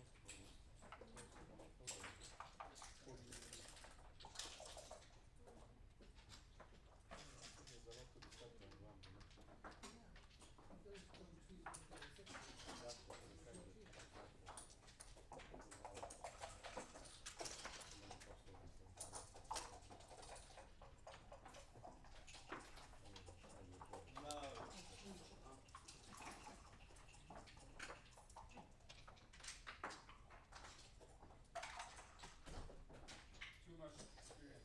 Deja vu. Unbelievable. I can feel it like a visceral.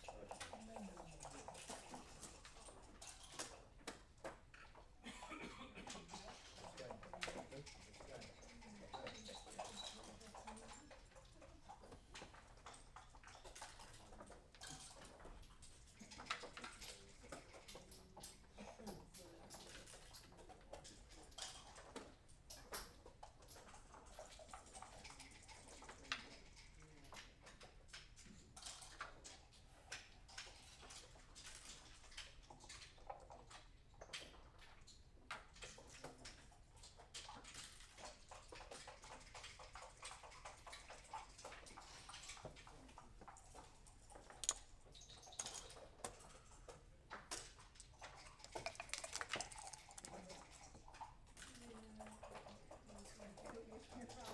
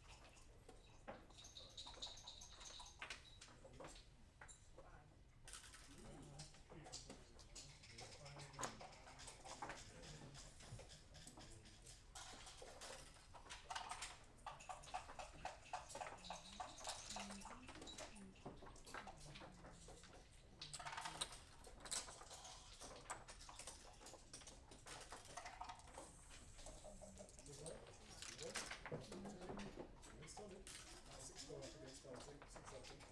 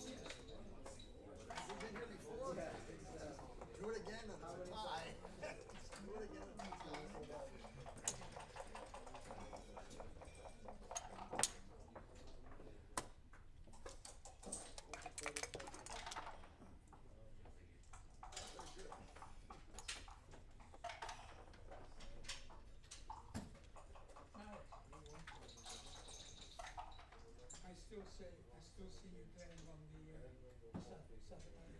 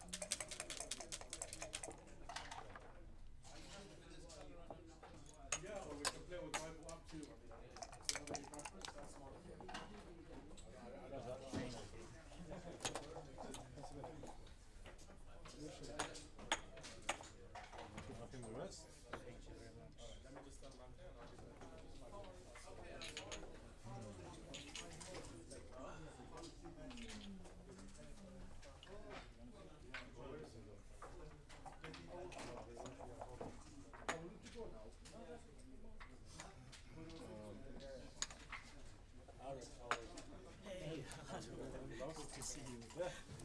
How are you doing?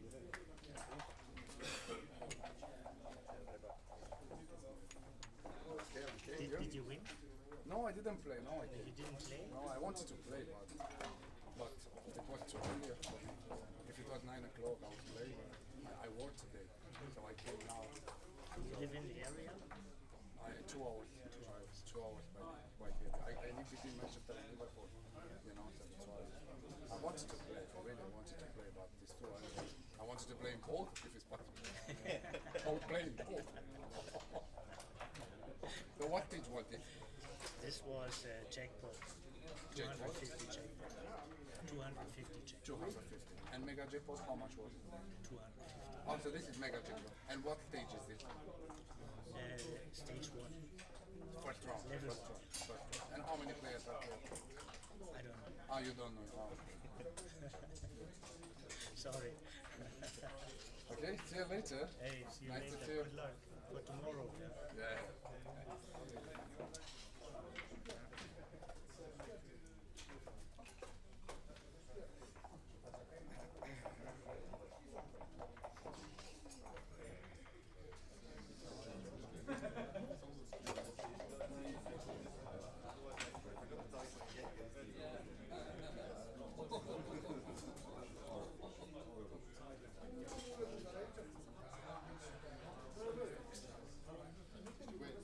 I did. I'm going to have the pleasure of playing this gentleman now. Oh, nice. That's worth the 250 quid. I know, yeah. That's like a 3,000, 250 quid. Take it. But it teaches you anything. You might put it away. If I had the dice like the last match, then he hasn't got a chance. So it's each, level 1 sort of just ridiculous. Me tonight, yeah. I loved your commentary in Arthur. Thank you very much. Really, you teach people a lot when you talk. Thank you. Thank you for listening. It always helps to know the people. Yeah. You and Ken together were brilliant. So you bounce off each other really well, I think. So it was really good. Yeah.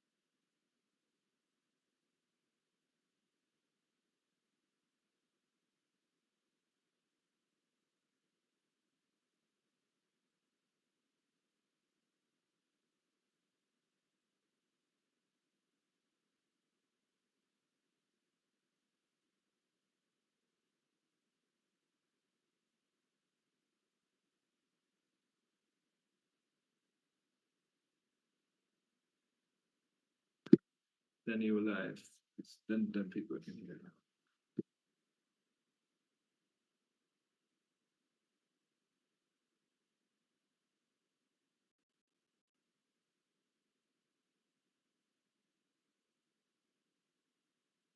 Okay.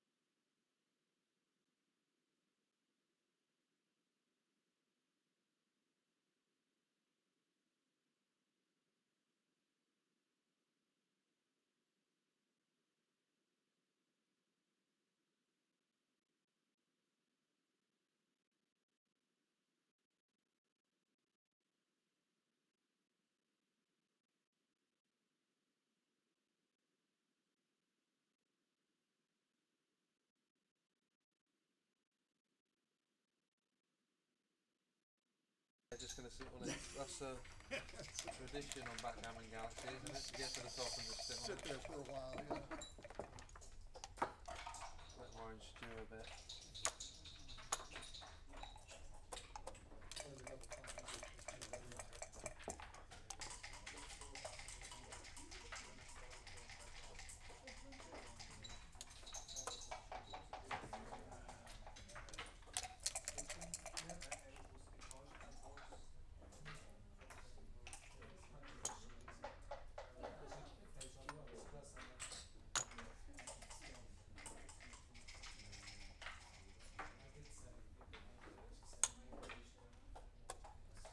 That's all of them?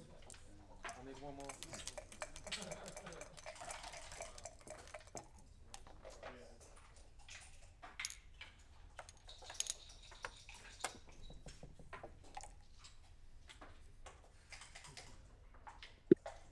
All right. Hi, everyone that's watching. This is the second round of the Mega Jackpot at the 10th UK Open. And we've got an absolute killer matchup here. We've got Gaz Owen and Kent Goulding. And we're still getting ourselves organised here in the commentary room. Well, it's a great pleasure to be with you here, Marin. What have I missed? They've literally just started. But there's a double in There is already. We have just kind of.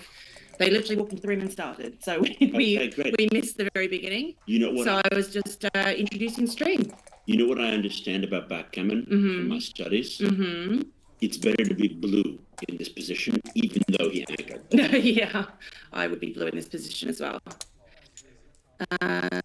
So I'm Marin Rose, and we have Jason Pack as well.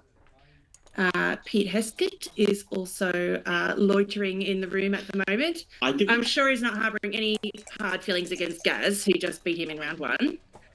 Yes, and I saw Kent win a DMP against Reese in the earlier round. That was a really tough long match. Yeah, he was coming in against a 3-point holding game, but he rolled a double 4 to clear the mid and get ahead in the race, and it was genius.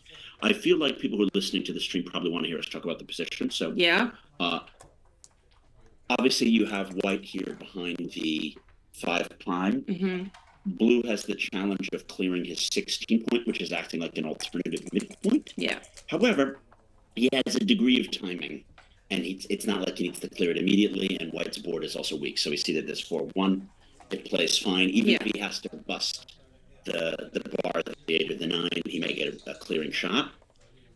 So I think an interesting thing. So he is just going to make the ace here, right? He wants to leave that midpoint there. Exactly. For sure. I think an interesting thing to tell us that is if this was a double right now, you'd pass, right? Yeah. And that gives you some insights into Blue's position, which is that he shouldn't volunteer a shot, really.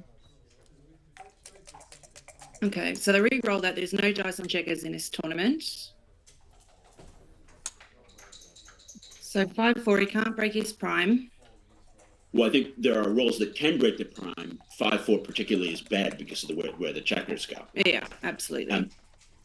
And therefore, white can hit with the 4-2.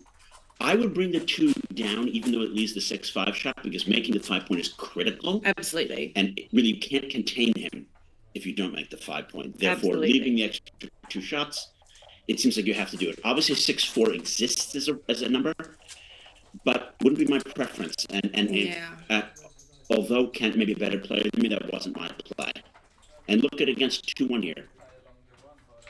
I think you could step under the gun, or you could play 7-6.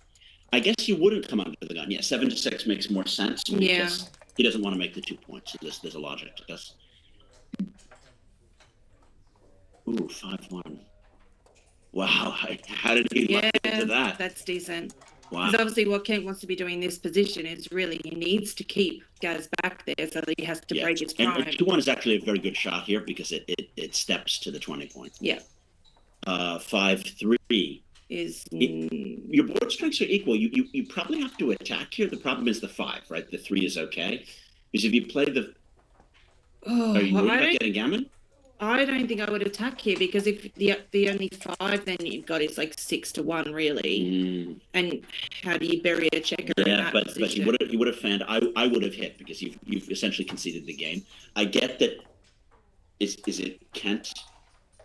Yes. Kent is white. He has some race equity because he gained in the race by having hit and then, containing him for a roll. But yeah. So that is 6-5. It plays safe. On the It plays safe. He can play logo. 6 to 1 and 8 to 2. Yeah. There's absolutely no reason to clear now because white has race equity.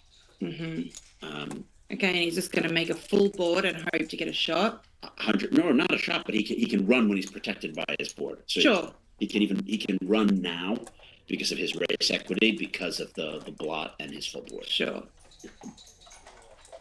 This is a fine number. You just run all the way.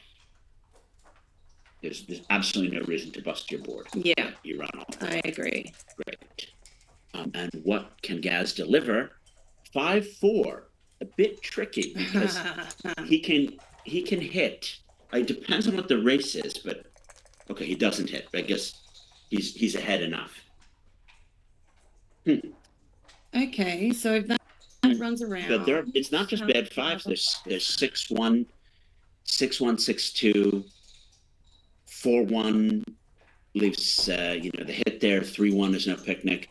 I would wait because we're behind in the race, and he is going to wait for these potentially either single shot numbers or awkward numbers. And this is a shot. There's a shot. This shows the veracity of this play. And by stepping forward, he's only leaving 11 shots rather than 15. It's a clear play, even though it leaves more secondary shots. Double 5. He's got a race, and the race is not ginned at all. Because although blue may be slightly ahead in the hips, blue has a lot of wastage here, Marin. And therefore, with the cube leverage, white maybe has 30 or 40% winning chances. And blue has that gap on the 4 as well, which he really doesn't like. I'm counting that all in the wastage. Yeah. The 4s are bad. He just missed. White is holding the cube, and he has more guys off. So despite having more pips, he has real equity. 2-1, obviously. It's painful there.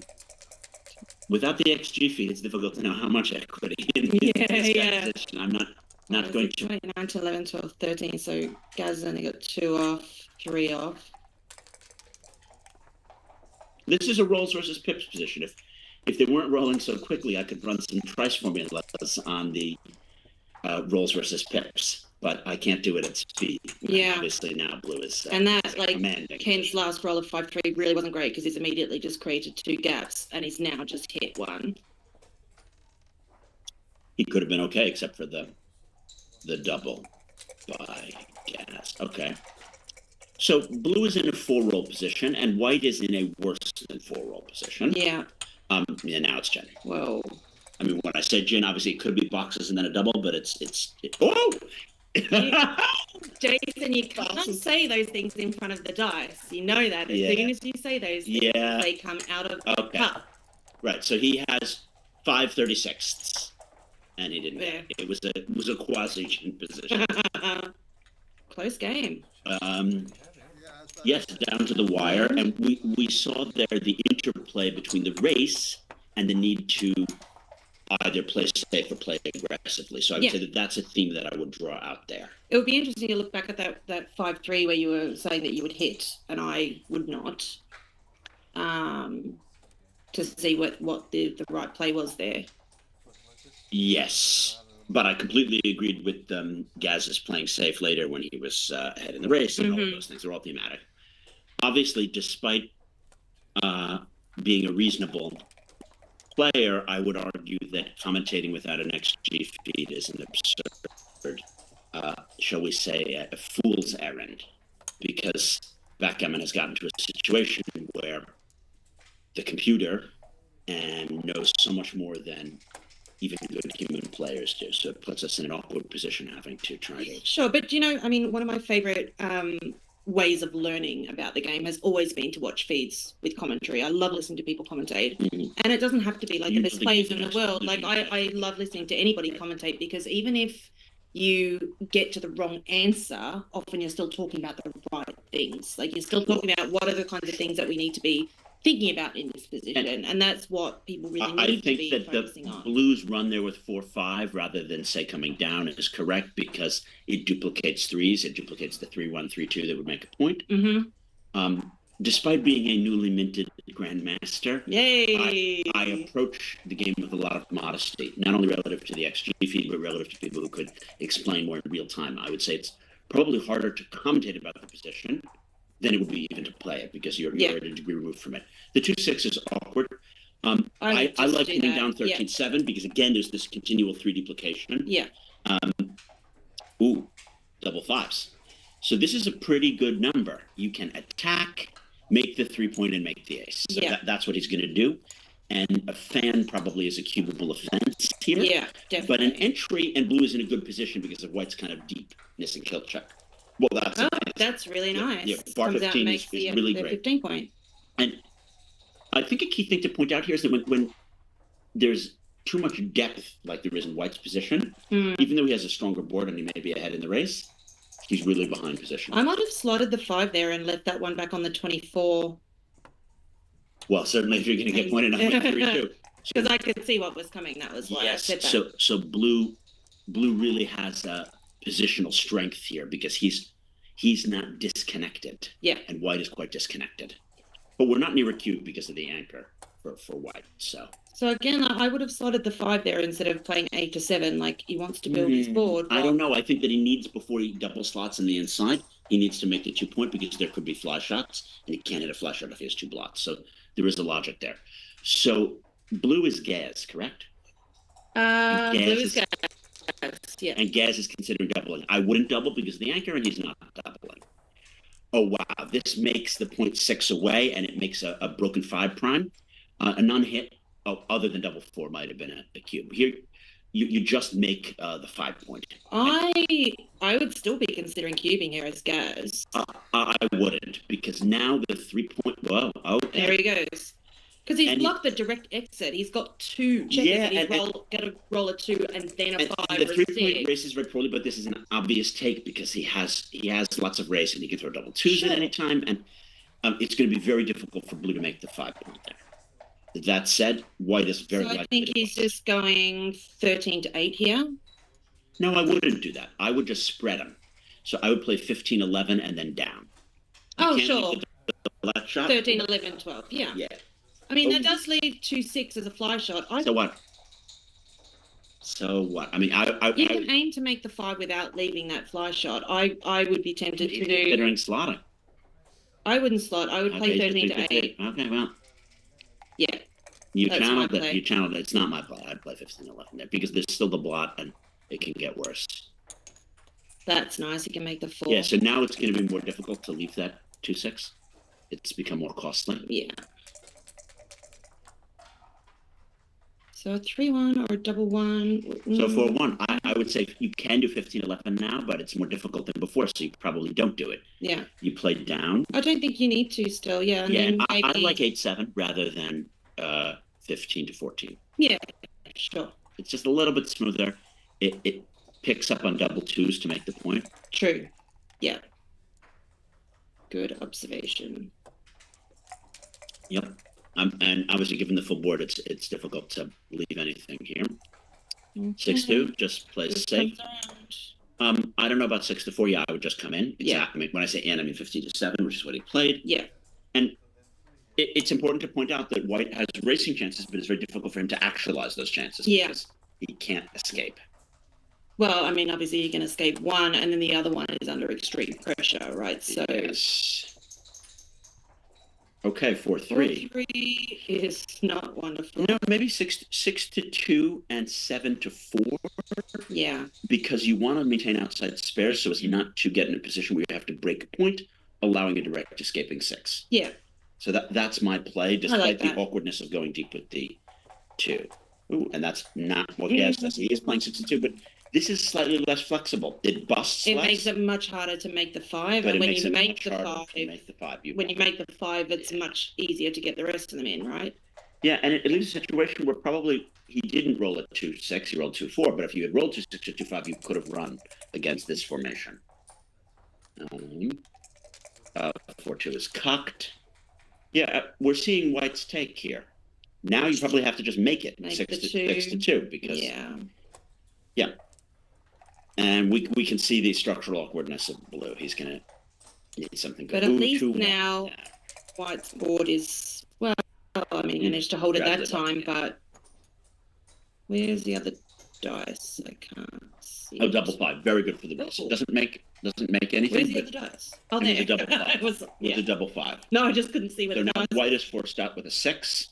6-2 forces him out, and he's not ahead in the race. So it's not great to be forced out when you're not ahead in the race, but the 6 is simply forced. The double 5 swung the race, and there's no reason to not go all the way. I mean, I see the advantage of stepping up with a 2 if I was ahead in the race. For sure, but because you're behind, you have to race. keep it back. I guess that there are 16 numbers that point on us here, whereas there are only 9 numbers that point on us if we step up. Oh, not my play. Not my play. I agree. I would have stayed back as well. Yeah, because now the small numbers point on you and the high ones are good for the race. Yeah. If it had been anything other than a double 5, I think you clear the 7 because it's the right crossovers, it slots the 1. It's a race now where white has some chances. The reason that you don't bust the 8 point is you have then 3 crossovers left to go. Yeah, this is the right play. Yep. I guess he was just considering that 5-3, everything. You cleared the 8, it was then a 0 position, and Kent still has a 5-point board, so I guess that's why he spent the time you gotta thinking about it. stay back here. And 5-3 is forced to play 6-1, 6-3. I would say you play 6-3 because it slots a point, whereas 4-1, it just wastes it gives more racing chances to the opponent. I don't particularly like that play, but it's predicated on attacking next turn. Maybe. Yeah, I would have gone to 6-3 as well. Yeah, so now 8-3, white stays back because he has some awkward numbers that he can stay for 6-1, 6-3, double 5, double 6, 5-3. You gotta play safe. Still really happening. Yeah. Can't leave a shot. And again, what? No, these guys thinking? No, he's thinking about hitting loose. Maybe he's thinking about the race, but I don't see it. Yeah, this is right. Yep. He was just taking a look. He was just making sure. Yeah, well, he's forced out with a 6. Yeah. 6 forced. Oh, and a 5. And Even a a 5. Yeah. 5s and 6s. He's got. Oh, and he's but now he has got some racing chances because there's so much wastage that was caused there. 6-2. Ooh, wow, that would be a clever Gaz play. has got gaps. Yeah, I would come in because it's not like you get better distribution by playing 6-4. It's nice for white to own the cube here. If he rolls one good number, not a 4-2, but one good number, and he could have a cube. I mean, look, that's not bad, and it's okay. So he's hit the gap once. One high set, and he has a cube. Kent, that is.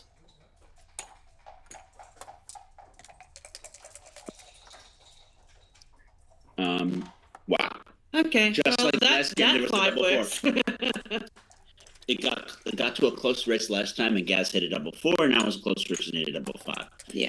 What do we learn about backgammon from this, Maren? That there is no skill whatsoever, and that it entirely hinges on luck. Is that correct? You nailed it. That's why that's why we spent hundreds of hours a year.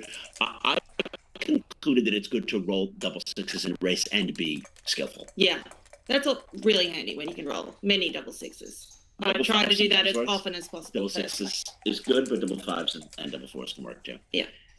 It's still a close race. Really close. It's a close race. It's 3 versus 3. It's a modified 3 versus 3. It might be a double and a take now, particularly because Kent is behind. Yeah, we lost focus. I think that. Oh, he passed. Is there no misses? I don't know if it is well, maybe because he's ahead in the match. There was a couple of misses, not many. Yeah, but if you throw 2-1 or 3-1 and then a miss, normally that would make it a take. But it's less of a take because the recube when you're ahead by 2 in the match, the take point goes up from like the 22.5% at money towards more like 24, 25% cube there. So I think that might have been why that was right. But again, I was pontificating about the nature of luck rather than focusing on the position. Yeah. What we should pontificate about is how beautiful these Art Gammon boards are. Oh, they're so beautiful. It has a really nice table feel, and we can see almost what you would call like a crocodile leather. Yeah. There.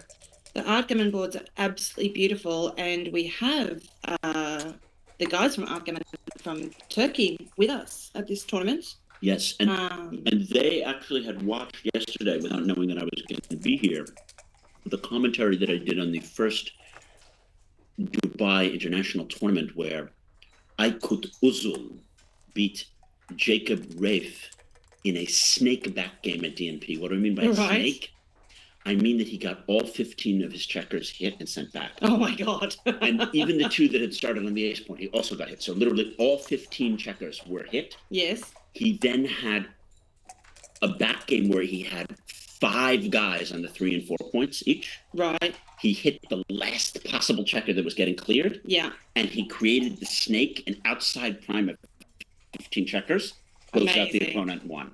Sick.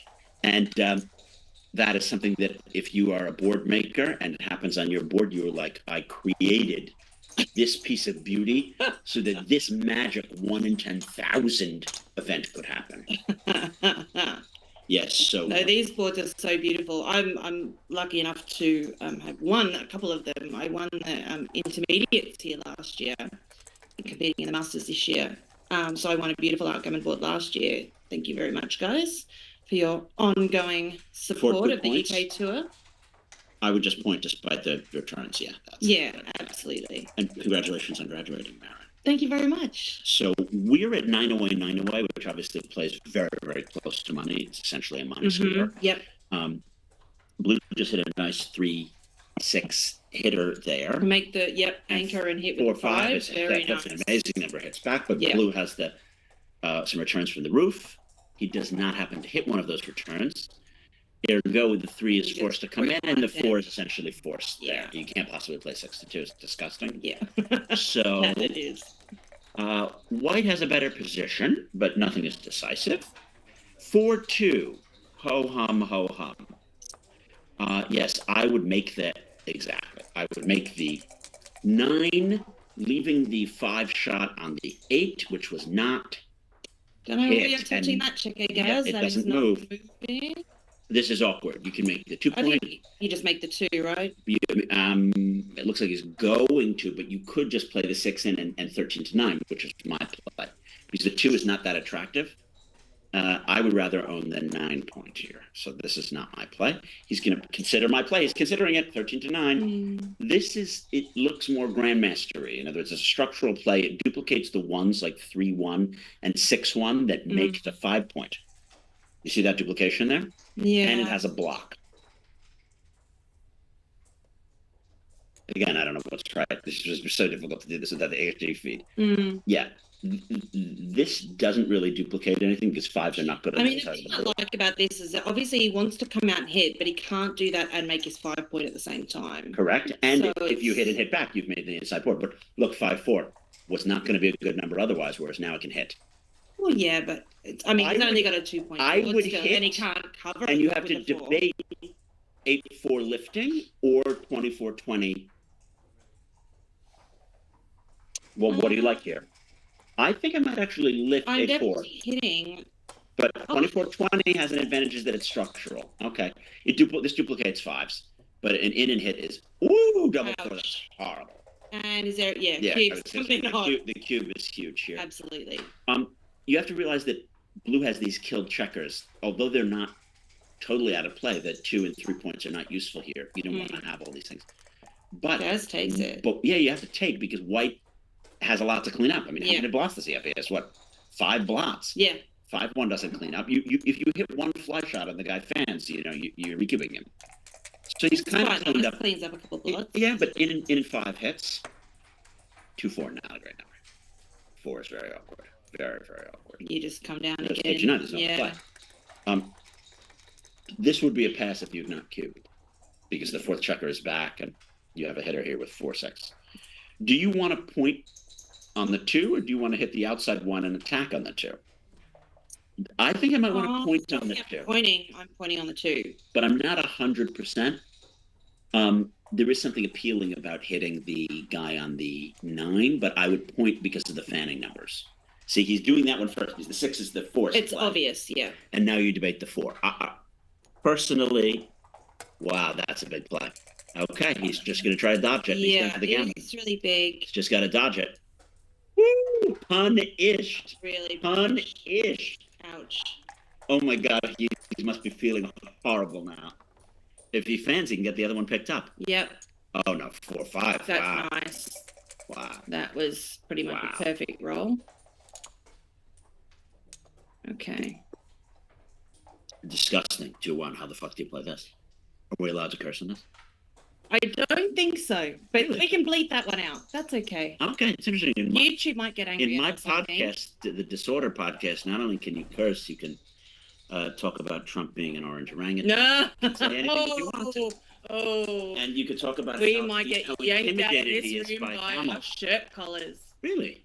Yeah, could be. Oh, I think we have to I keep doubt it PC on this stream. Really? Yeah. So for 1, it makes the 5 point. You know, I wouldn't worry about leaving it. You want the purity here. You just make the 5 point. There's no reason to do 6-2 and the hit loose. Yeah, There's just a because lot of Gaz has purity got here. 2 blots in his board, Yeah. so you don't really You- care you that need much the about 5 being hit. Yeah. I mean, I understand that it leaves 2 blots, whereas 6-2 here only leaves the 1 blot, but this is right. No, I agree. It's making right. the You're, five you're is going good. for a G. You're going for G. And 4-1 fans, and now the G is alive. Mm-hmm. Alive. Okay, Nice. yeah. Yeah, a couple of choices there. Very structural play, you Yeah. know, it's like a grandmastery kind of play. Mm-hmm. 2-3 hits, and now what do you do? What are you going to lift? Easy hit. But what are you going to lift? No, you can't really hit. You could hit and lift 5-2, but that's disgusting. Because you can get gammon even without hitting. I would be partial maybe to coming in on the 3 and going 6-4. Right? But you still can't win the game. What are you going to roll boxes twice? Just how do you Yeah, win this but game? what are you doing with Oh this? my God. This is like Gammon City. You could get backgammoned here. Wow. Okay, he's going to do 6-4. Because if you do 6-4, you've got a Yeah. chance of rebuilding. Yeah, but you have to roll At boxes least. twice. Sure, or he gets awkward rolls on bearing. Yeah, unlikely. Unlikely. 6-5. Just 2 down. You can't even hit with 6-1 here, you know? Mm. Your only hope is boxes. So 2 and build the 1. No, I would lift 6-5 just in case. you yeah, had outside 6-5. shot. 6 Outside shot, because you can remake it later. There's absolutely no reason to leave those 2 shots because it prevents you from. Because if you do 6-5, then for example, if he rolls double 6s next roll, he has to leave a fly shot. You know, you so can leave a if fly shot in other variations. yeah, exactly. Like there's It's no not just double 6. well, of course, but I mean, I just saw that Yeah, immediately. this is right. Yeah. Yeah. Okay, 5-2. You could leave a fly here by playing. Yep, this shot. Yeah, Yep, that's that's what the he's play I would doing. do Okay. because 6-2 is not decisive anyway. Obviously, 6-1 is forced to. Yep, kind of control him because not all the hits make the 2 point. Mm-hmm. Yeah, for example, this hit does not make the 2 point. And just to the 7. Yeah, it's smooth. It's smooth. I prefer the Yeah. 7 rather than 6-5. But again, even if you hit, what are you gonna do? You need a miracle. Miracle, Okay. miracle. I would unduplicate my 6s by playing 12-8. Exactly. Yeah. Because that gives you 5s and 2s. So now you need boxes and a 1 and making the 6 point. You might have like what 5% here. 2-3 fans. You need your 6 right now or 5-2. 5-1. Not super. 1, so you come up with the 1. And I would slot. Yeah. Again, because you can't really win if you don't. Yeah, and Ugh, because the ugh. thing is, you've already got 5 checkers back, so what's another one at this point, right? Well, I mean, he's trying to get off Gammon. This saves Gammon more than the play that I had proposed. Pete, are you going to jump in after this game? Nice. Thumbs up. Okay, 6-5. He's kind of like, all he needs is 1 set of boxes. I have a question for all the listeners. using some of the math that Pascal came up with in the 18th century, how many rolls do you think on average you need to roll to be a favorite to hit double sixes?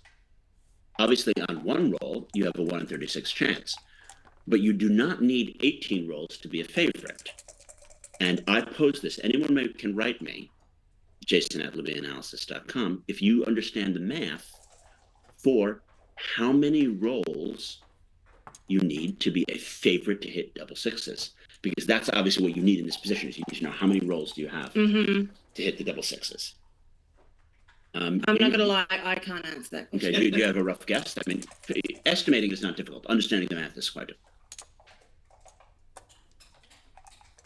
It's not so dissimilar, Marin, to the question of how many people do you need to have in one room before someone is likely to have the same birthday? We were talking about that at recently. Because was it even a tournament? I was somewhere recently, if there are two people to have the same birthday, it's only 1 in 365. Yeah. But you only need between 20 and 30 people for one of them to have the same birthday. Yeah, it's wild. Because of the probability of...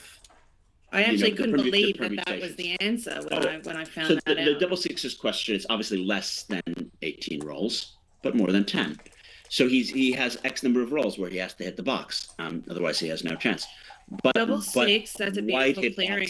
So beautiful there's no chance. There's no chance for him. However, by popping those sixes, blue is unlikely to be G'd. I mean, G's are probably less than 7% here. Yeah. 4-5. I would personally clear the 5 point. I mean, there's some more rolls here.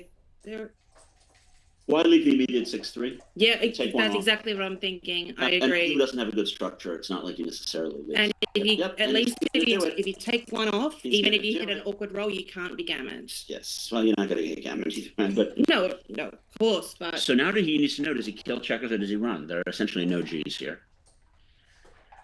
I would wait because there's an awkward double 3. Look, if white rolls double 3, it's quite bad. So I would come down 14 to 8 and into the 5. But Gaz runs.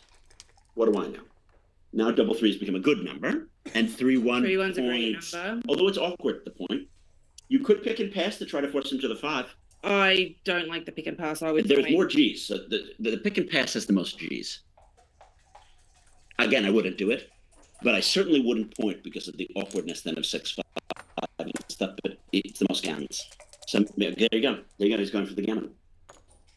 Ooh, 5-3. And now there's potential punishment on a 6-5, but that's only 1 in 18. And 4-2. This game is now just a question of saving. So I'm just taking. Oh, yep. Because it's less okay. shots because you would be leaving 6-1 and 5-1 the other way. Yeah, sure. And this is slightly better for the gammon. There are very, very few gammons here, though. It's just a race. It is a race to save the G. 6-3, you take 2 off. Mm-hmm. And Pete, you're going to be in when this game is over, so please prepare. And 4-3, you bring them both as close as you can. You wait for the 1-6-1 or 5-1. You have your 4 shots where you could get a shot. And 4-3, ooh, I think you just clear because there's almost no gammons here. You just clear. Yeah, I think clear, so. And that's the next game. I mean, if you take them off, you have 8 checkers. You have to try to then get a set. Wow. Huh. I guess because there's the non-6 point. 3-2, you can stay. I would just. But there's no point leaving one outside. Like you bring that one in. Well, of course you have to, because I mean, if white would hit boxes or double aces or double 2s, they're real gammons. But people often leave one outside to save a 6. But in this instance, there's no point doing that. So there's real numbers of shots. So 3-2. 3-2. Clears, and it's the next game. He's off the gammon. Okay. Double 3. I leave this too. I leave the next little bit. Thanks, Jason. Come on down, Pete. Hello. I've got rotating co-hosts. Pete Heskett on the mic. So, what do you think of this game so far? Well, I must admit, I've just been transcribing my match against Gaz. Yes. And not watching this. How are you feeling with it? Did you play well?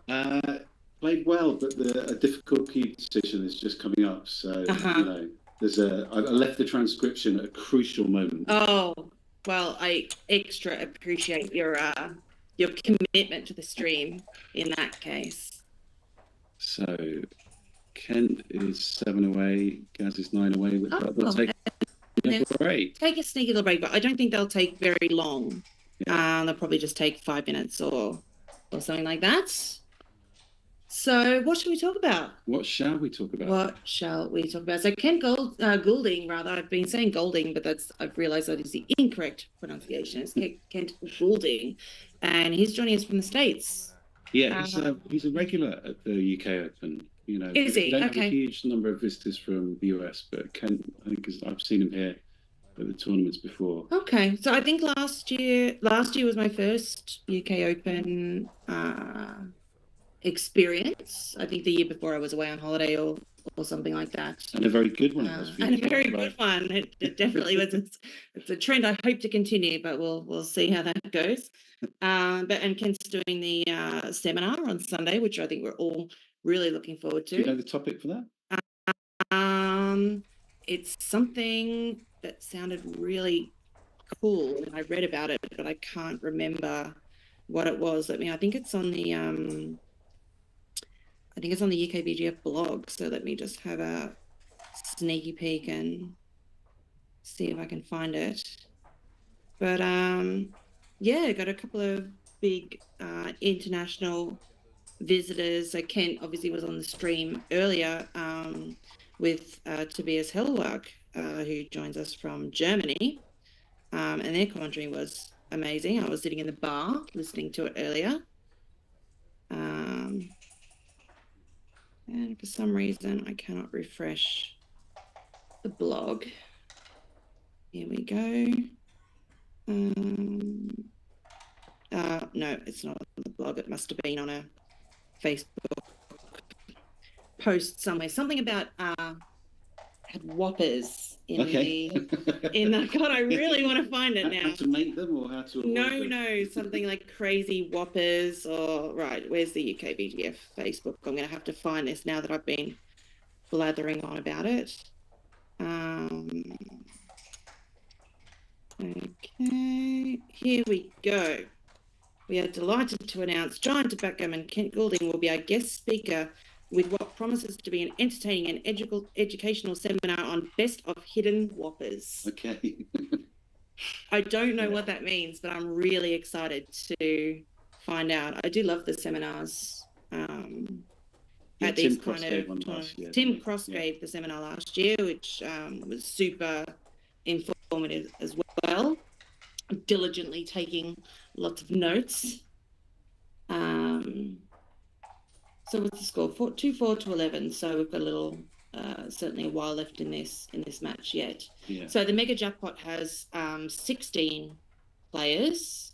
So we're now down to the last 8. We are down to the last 8. So we've got another 2 matches following this one, which will be tomorrow evening. And this one, I think, was £250 entry. And then we also had a super jackpot, which was a £100 entry, and that had 32 players. So both of those events are kind of like the main event starts tomorrow morning, but today was kind of just a bunch of, they had a couple of free roll warm-ups to win, a travel board, and then the super jackpot and the mega jackpot also started this evening. Yeah, a huge amount of backgammon already. So much backgammon, and then we've got doubles tomorrow evening as well. Do you have a partner? I'm not committed to doubles as yet. I may or may not consider participating, depending on how I go in the main. That's kind of my general rule of thumb, is if I'm doing kind of really well in the main event, I don't want to be up playing till 2 o'clock in the morning, drinking wine, playing doubles, because obviously it's, it's super fun and all that kind of stuff. Doubles is, completely different to the main. It's often, really fun, but I need my beauty sleep if I'm going to be going deep in the main. So I'll see. Yeah, back at the board. Gaz is looking very serious. Yeah, always very serious. A little bit of chat between the players. Yep. Before they roll. 4-2, easy opening roll. Yeah. Advantage Kent. Yeah. 5-2, yeah, just split and come down. It's all quite straightforward. Double five. Double five is that's what they call the nuts. That is the nuts, yeah.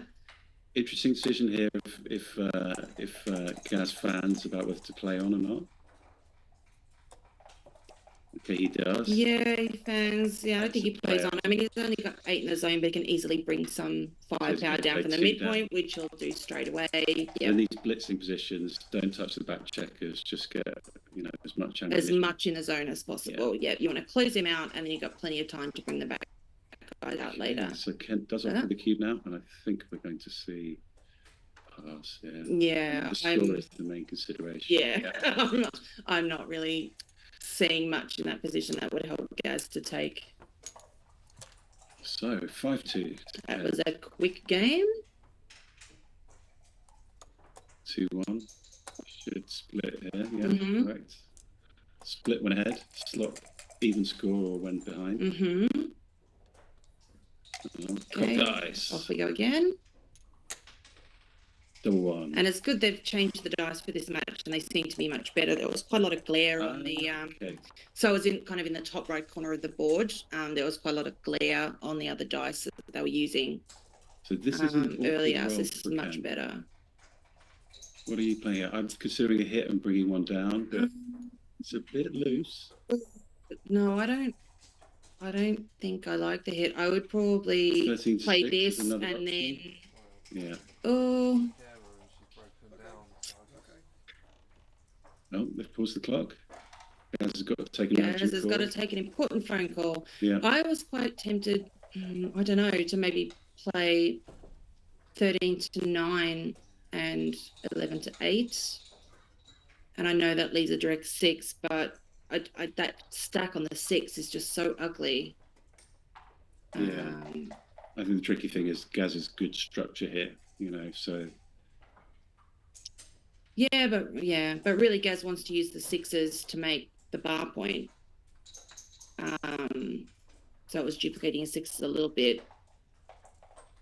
But something serious obviously going on. Hopefully they won't be away for too long. And it'll be Gaz's roll when we return. So what tournaments are you doing for the rest of the year? Considering going to Cyprus. Okay. For the merit tournament. Yeah. We're on break, yeah? We're on break, but we're still nattering away to our devoted fans on the YouTube channel. Best to try and keep people entertained. I don't know. So I don't understand the value of live, but there has been an emphasis in the backgammon world by Bill and Tara on live. Absolutely. Which I don't grasp. Should I have a look and see if anyone's actually chatting to us? Let's have a look. Yeah, I don't know how to check that out. Dismiss. How do you know where these streams are? It's on the UKBGF YouTube channel. I know, but if you Google watch UKBGF, you don't get it. You know what I mean? No, so I just go to YouTube. It's kind of tricky to let's just dismiss that. So I follow a few of the backgammon channels. So obviously got the UKBGF channel. I don't know a lot about YouTube either, but I don't know how to watch it. I'm just going to turn this down. I only watch it on my TV. So first of all, since I've just put up the stream, everyone please hit the like button, like and subscribe, because apparently all of that shit is that stuff. But I don't know how to get subscribed to a YouTube. It's really good for YouTube. What have we got? Okay. Hi to Tapio. Nice to have you on the screen. I mean, I have a comment earlier. So Seb texted me. Hi to Dave. And Seb pointed out that I was right with the modified 3-roll when it was 2 love. Yes. Which is that it was a take because. Was it a take? Oh yeah, it had to be a take because of the reasons that I said that you can roll 3-1 or 2-1 and then miss. Yes. So I intuited that meant that it had to be a take. They took a break in the middle of the game. And Gaz had a call come in, so I don't know what happened exactly. And I remember that Gaz passed it really quickly, didn't he? Like he didn't think about it for long. To me, that was quite clear. So here, I think we want to anchor up. Kent's got the lead, bit of safety. And this is going to hit. Okay. Hit and grab a race lead. Yeah. Probably Okay, gonna come 4-3. to the bar point.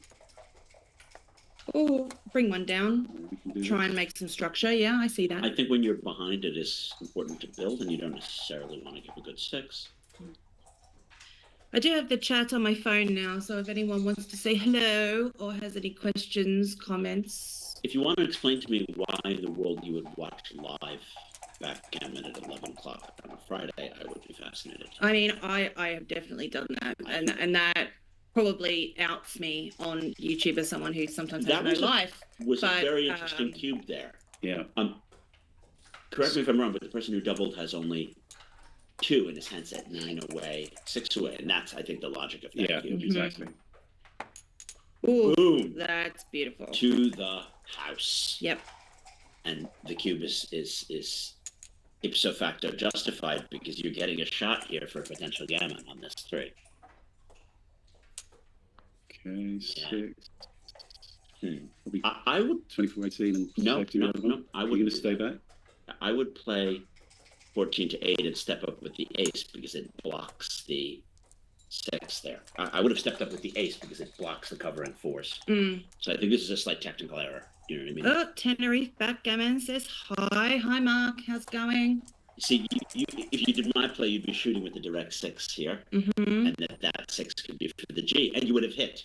6-2, so you're just running straight past. Yeah, a lot less G's against 3 back. So, yeah, and you're not worried about timing him because White has no timing at all. Oh, Justin Knowles in the chat. Hey, Justin. Why are you not here, Justin?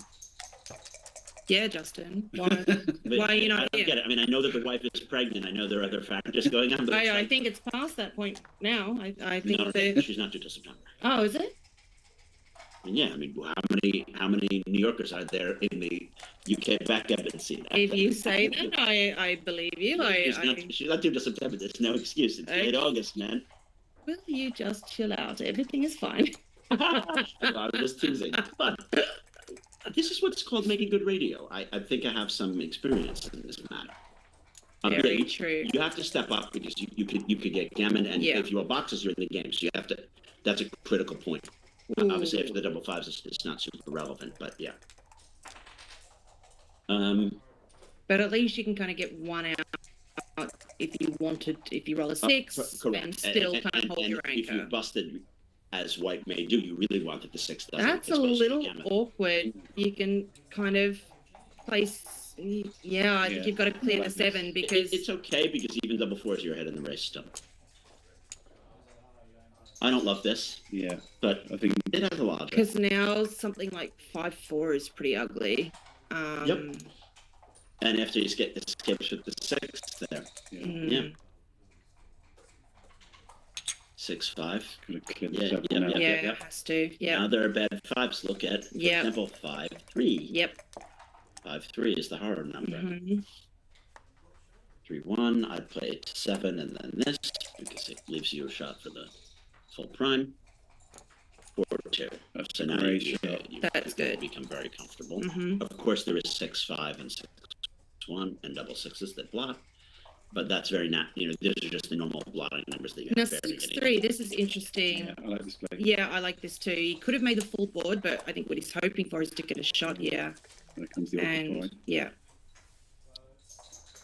Oh, double 4. Do you leave 1 back and run? Yes, I think we do.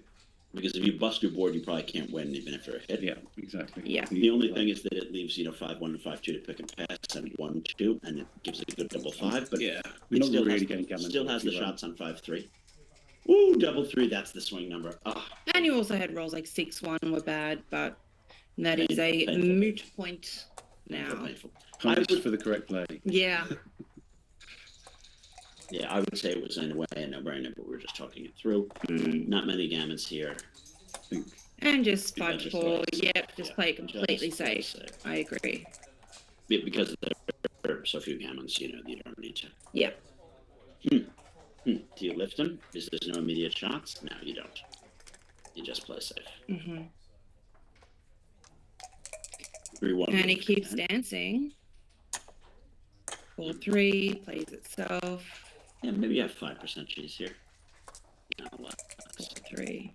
You need 2 or 3 sets to get this. Mm-hmm.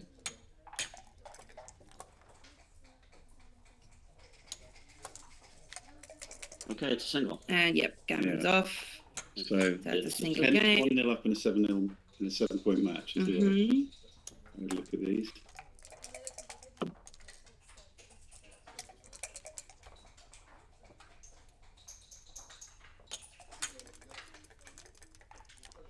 And they're just going to keep rolling through. Upsuit PR. Yeah. If PR counted, that would be helpful. Well, I'd like to thank the organizers for bringing Mete Fehrer over from Hungary for this Absolutely. event. Any event that he comes to is ipso facto classy and having all the accoutrement of proper modern backgammon, meaning that you can pay to have your matches recorded, yep, that there's streaming, that it can count for BMAB, and essentially an event in Europe without Mete is not a classy event. The technical wizard.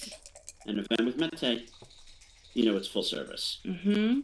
I would like it if there was more of a range of entry points so that we could have some higher stakes action, bringing more European and potentially American players over to this event. But at least it has Mete, so there you go. I'm making the 11-5. I'm not leaving the shot here with this 4. I understand that you're trying to duplicate. You're duplicating the 6-4 and 4-1 that make points for white here. But it's so much better. Yeah, I agree. Why? So much better. When you had the opportunity to make the 5-point, I didn't. Yeah, there are some situations where the duplication of the building 4s works, but this heading was not one of them. Yeah, I agree. Again, we don't have the XG feed, but I feel fairly comfortable. Was it Gaz who made that play? Yes. Yeah, that's kind of like an old school money play. You know what I mean? To emphasize duplication and complexity. So now I'm just hitting loose on the 5. So it's coming with 1, 2. You could build the 11 though, and make your own 22 points. So I think that that's probably right, because you can't attack. This isn't an attacking position. We have 3 back now. Although this is purity, and maybe he just goes backward if he gets hit. I don't know. I wouldn't. I think we. I don't know. I thought I just do bar 22. It's again. Yeah. I hate owning this. So I had a match I played a few months ago against Dirk Schiemann, and he commentated it and put it on his YouTube afterwards. So I got the amazing benefit of listening to all the commentary afterwards. And I made that mistake a couple of times in the match. I made the 23 point when I didn't need to. Oh. And I don't think you needed to there. You're being blitzed. Yeah. So that kind of taught me really, if I'm thinking about making the 23, I really need to look at it and go, what is the purpose? Why am I doing this? He's hitting loose on the deuce. Wow. Double hit. Loose on the deuce. And punished, yeah. Punishment is swift. What a game this has been. Interesting. It's interesting, but like it feels like it's a high PR game. Making the 20 point, that was very helpful. He's got to make the 20 as well. I think no other reasonable play there. So it was getting funky. Now we're in a mutual holding game. Yeah. I think it was for a mutual holding game with 3 and 4 back checkers. So yeah. So I guess it's probably just going to 5-3. So I think just run from the 23. Yeah, I agree. Yeah. And I want to point out to people this concept that Michi calls having daylight. If you're wondering why would you run from the 23 rather than from the 20 when both can escape with the 5-3, it's very clear that it's better to be all the way back on the 24 for 2 separate reasons. The first reason is if you're behind in the race, you control more of the board. In other words, by staying back, you don't allow your opponent to play behind you and play behind the 24 point. But the more important concept is the second concept of seeing daylight. A checker on the 23 in a normal early game position is blocked from a direct 6 because the 6 would go to the 8 point, which is made. Yeah. It ergo, using Michi's terminology, does not see daylight. Yeah. The non-seeing daylight, which 6-1, there's a reason to play this here because you'd otherwise be giving a shot. Now this 23-point checker doesn't see daylight. And that means that if you throw a great number like boxes or 6-5, you can't get all the way out. Of course, there are 5s like this that escape, but those 5s will never be as good as the sixes. As the sixes, yeah. And fives generally play elsewhere, 13 to 8 and whatever. So the question of seeing daylight, particularly when you're behind or you have this back checker, is a really important one that I see intermediates not grasping correctly. The other concept that really just grabs me, and it's partly because it's got a really catchy name, but I just it's something that kind of I found really interesting, was Julian Fetterline, obviously, often does commentary for UK events and things, and he's come up with this concept which is called zonk. I'm familiar and it's with the zone of no contact, and it basically what he's saying is, like, when you've got a single checker, often it's much better to leave it back on the 24 to make your opponent's rolls more awkward, because once you move that checker up, if you move it up to like safety on the 20 or something like that, then every time your opponent has awkward rolls with like sixes and fives, they can just throw it deep in their board, and there's no contact there. If you keep your back checker right back on the 24, then it means that your opponent can't do that, and some of their big rolls get really awkward. Yeah, you're just controlling more of the board. It's You're what controlling I call more of the the board. first of the two Yeah. reasons to stand a 24 point. Yeah, but I like that you can call it zonk. Okay. Really compelling. Zonking to me though sounds like it would be a mega hit, like when I throw double fours entering and points on you. That's zonking. No, I feel like that's a boom. Whereas just staying back in the 24 point doesn't feel like as much of a zonk. It's not a zonk. That's fair enough. Well, okay, so we're neutral. Different people zonk in different ways, I guess. Each of them has different timing issues here. If we get back to here we go. I think you just play safe. In other words, you come out to the 14 and 13 to 1. And 13 to 1. There's no reason to leave the shot because you're close to being cubable. Mm-hmm. Although, if you leave the direct shot and it's missed, you can cube them out. I mean, I could see the logic of that, but I would not be leaving the shot. Yeah. Exactly. Because if you have this is another important concept. If you have something close to an efficient cube, you don't want to leave your opponent in a hit to get back in the game, because I don't know if white has a cube here after this 5-3, but let's say that it was close to it. You don't want to leave a turnabout when you could be close to having efficiency. That's a very Dirk Shimon. Mm-hmm. In our sport, we don't say what would Jesus do, but we do say what would Dirk Shimon do. What would Dirk do? WWDD. I like it. WWDD. And with this 5-3, that's I don't know. That's actually ridiculously catchy. Yeah. I don't know. I don't know my WWDDs on this 5-3. Yeah. What are your thoughts, Pete? Well, I'm actually trying to count the race here, Jason. So which should be quite easy because we could do a bit of, there's a lot of duplication of the position. Race. Has he moved anything? He hasn't, has he? You want me to count it?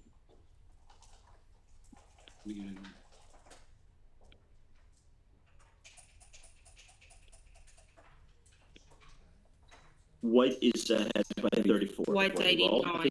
What he said before the roll. So I think he's now 16. I would consider cubing here. Yeah, I think it's a cube. Cubing. I think you can cube this. You cube Obviously, it just as if you're on 13. But it's weaker than if you're on the 13 point because there are less clear numbers. You don't have the 6-5 and stuff. But it's harder to get hit if you do leave an indirect. And there's the block. He's got the blot on the ace point. He's got the gap on the 5 point. So you think it's 18 now?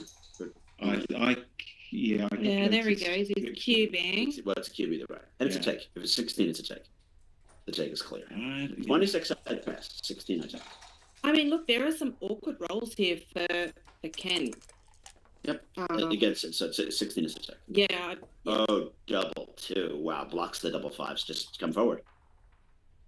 It's very difficult to clear when you're exactly 6 away, but it's much easier to clear when you're 5 away. You just block the 5s. I understand that he could do what's called the Cinderella point, which is when you're exactly 7 away, but this is going to be quite clearable anyway. Yeah. Just, is he slotting? You might not want to slot and get, well, okay. Okay. Clear the 8. Yep, clears the 8, right. You could clear the 7, but it's more difficult to follow up. I mean, this does leave an awkward double 5. 6-1, double just 5, makes the point. And boxes leave a shot here. Yeah, just make the point. Be as ready as you can be. Roll boxes are. Yep. He's going to have to clear the 6. 5-3, yeah, that's very awkward. You've got to clear the 6. Disgustingness. And of course, this was the reason to do something like to stay at the Cinderella point, where 5-4 would have cleared. So I don't think. I mean, it depends on how close the race is. Oh, great. That's board. beautiful. This And is now turning it's around. very interesting. Blue is ready for Freddy, that's a and he shot. got the shot. Got the shot. Well, the 5 is forced. Yep. I think you want to minimize shots because they're winners. Although there's a logic for clearing from the 10 because then you're home. Exactly. That's my play. I'm going from the back. Yes. You're going from the back, even though it's 12 shots on the bar and 15 shots. Sure, but any two big numbers is a repeater next roll if you go for after that Leave double the 3 more five, is shots. there any Okay, great. joker? And there's also less G's because if you get hit, if you get hit on the bar, you have more G's. I just feel like it's easier to clean up from the back. I haven't counted it. Not only I'm quite not only intuitive easier, with it's these many, things, many- and sometimes I'm wrong. It's much easier. There are very few repeaters and there are less G's. Yeah. Ooh, he's giving fewer shots. Okay. So this is 12 numbers. 12 numbers, but some repeaters. Gaz has got his thinking face on. Oh, dodged it. Oh, ooh. But at least he missed it either way, and I'm But sure no, but that's a comfort. But do you run leaving the pick and pass numbers, or do you bust inside? 8, 2, 6, 3, or do you just play 20 to Justin Knoll, who's on the stream, says never break your board. No, Justin, it's only in karate class, my man. Well, look, so if Only in fucking karate. if he stays there, rolls like 5-4 are ridiculously awkward next time. Whereas 5-4 would pick and pass if he leaves a blot. Yep, I mean this is my play. This is my play, I think you keep the point. One, because you only cube, so you can win without having a full board. 6-2. That's So I real think awkward. this is here we've seen the consequence of not clearing the point from the back. Yeah. You're still leaving shots. Yep. And Gaz keeps his 5-point board, which is this the right amazing. play. Yeah. There are some awkward high numbers. Oh, 2, 1, That's 7. not one of them. Yes, and the reason that you don't leave yourself a 3 is you think that the opponent is going to be forced off like he is. with No. 6-5. Okay, This is 6-5. lost. But So Kent's they're- still not home. For sure, they're pick and pass 5s, but some from 4s and 6s are awkward. Wow, double 1s. That's handy. What a number. Mm-hmm. What a number. 3-1.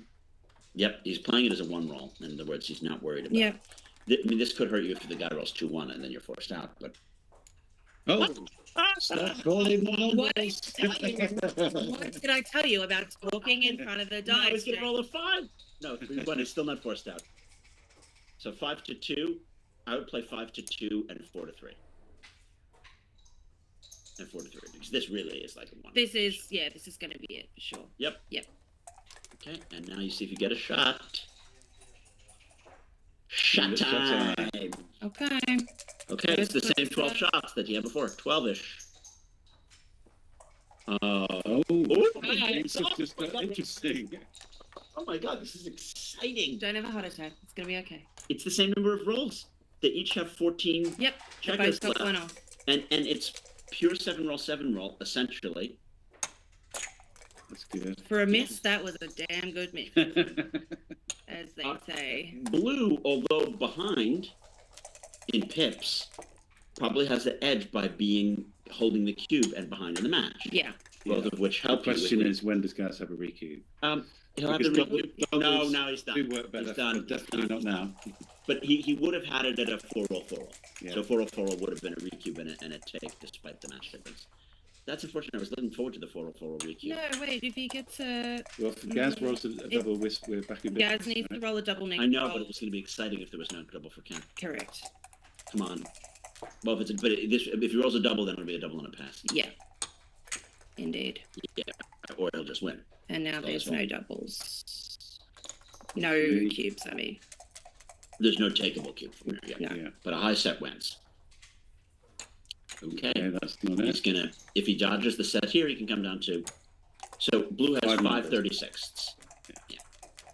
And Long roll. Some extra Long shaking. Yeah. Bingo. okay, Lovely, lovely. I'm gonna teach something which is so obvious that it shows you my inner data joke here. And while you When do the that, I'm two going to step away scores- for 2 minutes. When the two scores add up to the number of points of the match, you can reverse them and you get to the away score. So if I have 6 and you have 5, I'm 5 away and you're 6 away. And obviously it works. It works like if I have 8 and you have 3, I reverse them. I'm I'm 3 away and you're 8 away. There we go. Dun, dun, dun. All right, double threes is a nice number for Ken. Yes, this is a early double 3 blitz, but it's stronger than the classic archetype. Gaz needs to enter. This is a double and a pass. Yeah, exactly. This is a double and a pass because it's 10 in the zone. Whereas 9 in the zone would be close. What? What is going on? What? Do you think it was too good? What is going on? That's just a double and a pass. I mean, anyone want to bet me? Because it can't be too good because he could roll 4-3. Do you know what I mean? He could roll 4-3 or in and hit. Do you keep this from the roof here? Yes. Yes. But it might be a take now. Yeah. Might be a take. Probably still a pass though. I don't know. Gaz gives a slight tell by tough. rearranging the clock there. This is tough. He both passes. Yeah. I don't get that, Pete. What was the logic of that? Missing Kim. Yeah. Well, there's no PR on the stream. It's not no PR. There's no exchange. I would have bet any amount of money. So this is a 5 away. 5 away. It's a score that we all know extremely well. Obviously, a slot with 2-1. Do you think it's because it's late at night, or they're playing the opponent, or what? A little bit of jet lag for Kent, maybe? Nah, he's been here for a few days. Oh, double 2's a great roll there. So we're going to enter? No, and it's still hit. We have to hit. Still hit. Yeah.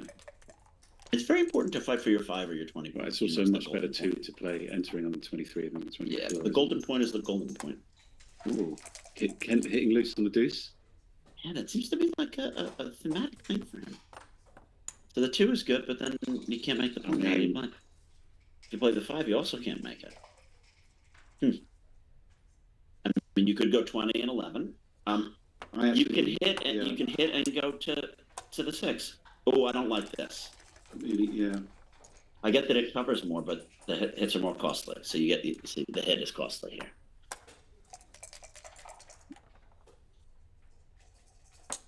Okay, so double 2. Except for it. Yeah, he's going to make the 11 now. Or is he? Is he going to make the 4 thing? It's difficult to play. Yeah. The logic of not... is that there's so many things that then make the 20, which obviates the need to. So this is going to hit. I would hit and go 24-22. There's no reason to play 13-11. I would play 13-11 here because we want to make the 5 point. No, I'd like to get my backtrackers moving when I'm so ahead. Okay. That hits back.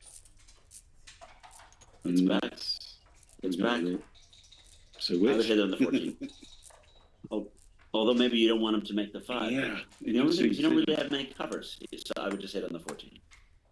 Because if you come in, you really can't cover with the 3. So this is a big roll. Okay, he enters and we're going to hit outside now. On the 14. This is developing into being like a quasi-back game. Welcome back, Marin has topped up. Yeah. I believe in the fluid principle of commentary, which is that you need... The more fluids, the better? You need a regular fluid balance to allow the commentary to flow. Yes. The commentary must be lubricated. I feel that wine definitely helps me flow. This guy's third double 2. Yes, and I think he has incorrectly not been making the 22 point because he doesn't have the timing for a deep back game here. Right. Therefore, he will make the 22 point. Yeah, baby. It's still, I mean, it's a poorly timed game, but it's reasonable. Yeah. No, you've got to make the 22. What else is he considering? Oh no, God, this is ugly. Oh. This allows 5-3 and double 5. Point just looks criminal, doesn't it? So what it would be that and black. then 6 to 4. Yeah. Yeah. Okay. No, 8 to 6. Yes, definitely 8 to 6. Yeah, correct. 6 to 4 would have been criminal. Yes, indeed. Double 5, which would have punished the other play, as I mentioned. Here you're going to go 23 to 13, and I think you're going 20 to 10. Because the 20 to 10, you don't really care about being hit because it's so far behind. Oh, I don't like this. No. I think it's wrong. I mean, you're leaving double 3 and 3-1. Yeah, I agree. 6-1. You could just slot with impunity. We've got to come out here. Yeah. Just got to get that stack. moving. I've still got one eye on the chat, so if anyone's got any insights, comments, wants to say hi for their mother's birthday, If you want to please say do drop it in how the chat. absurdly bad we are. I'll say hi to my mother. Hi, Mom. Tell us what you're drinking in the chat. There's lots of drinks in the commentary box. I'd be very interesting to know. So Kent slotted there with the 3. I like this play. Yeah. He's got punished. Yeah, because the 3 hits. You don't want to hit with the 2. So this is. I would just make the 5. We can make the 20. We can double just make the 20. Yeah. You don't have timing for any other game. Yeah. I agree. Make the 20 definite because upgrade. It's not an upgrade. It's not necessarily a back game. This can transition into a 20-point holding game. Mm-hmm. It can transition into a 23-point game if it goes badly. But you just don't have the timing for a back game. It's 3 back versus 5 back. That's not a back game yet. So I think we're going to tidy up a lot here and then. Yeah, look, this goes right into holding game. Yeah. It goes right into a holding game. Oh, Roland. Hi, Roland. Hope you're on the mend. Roland Herrera. No, Roland Archer. Oh, okay. Yeah, we're missing you here, Roland. So he stayed with the back game formation, although he doesn't have the timing for it. Bold.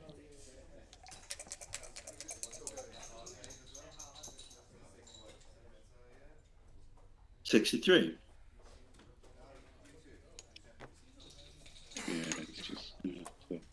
Yeah, you don't care about getting it back, so that's fine. Play purity, you want to make the bar. This is a long game, you know? This is one of those games when you're in a sweat, you're like, I'll take my cigarette now. Do you know what I mean? It's like Play-Doh, you have my cube, just handle things and you take the cigarette. Yeah. Because this is going to go on. I'll come back in 20 minutes and you're getting to the pointy end. Yeah. Or not even. Or not. 5-1. 5-1. For blue. Yeah, I like this because you don't care about getting hit and you really need to have the bar point. Mm-hmm. It blocks double 6 and double 5, which are otherwise are good. I never like giving up the mid. No, this is ugly though. This is ugly. This is ugly. Because in this variation, you can never get that point. No, I don't care about giving up the midpoint. I don't care. Absolutely not. This is the right play. Yeah, I like that too. It's the right play. This is also the kind of position that the computers don't fully understand. It's about just playing against a human here. There's a 3 duplication because the 23-point checker needs to step up. Ooh, punished. No, I don't know how really is punished. You could get timed. I would step up. Yep. Looks good. Yep, that's the correct one. Mm-hmm.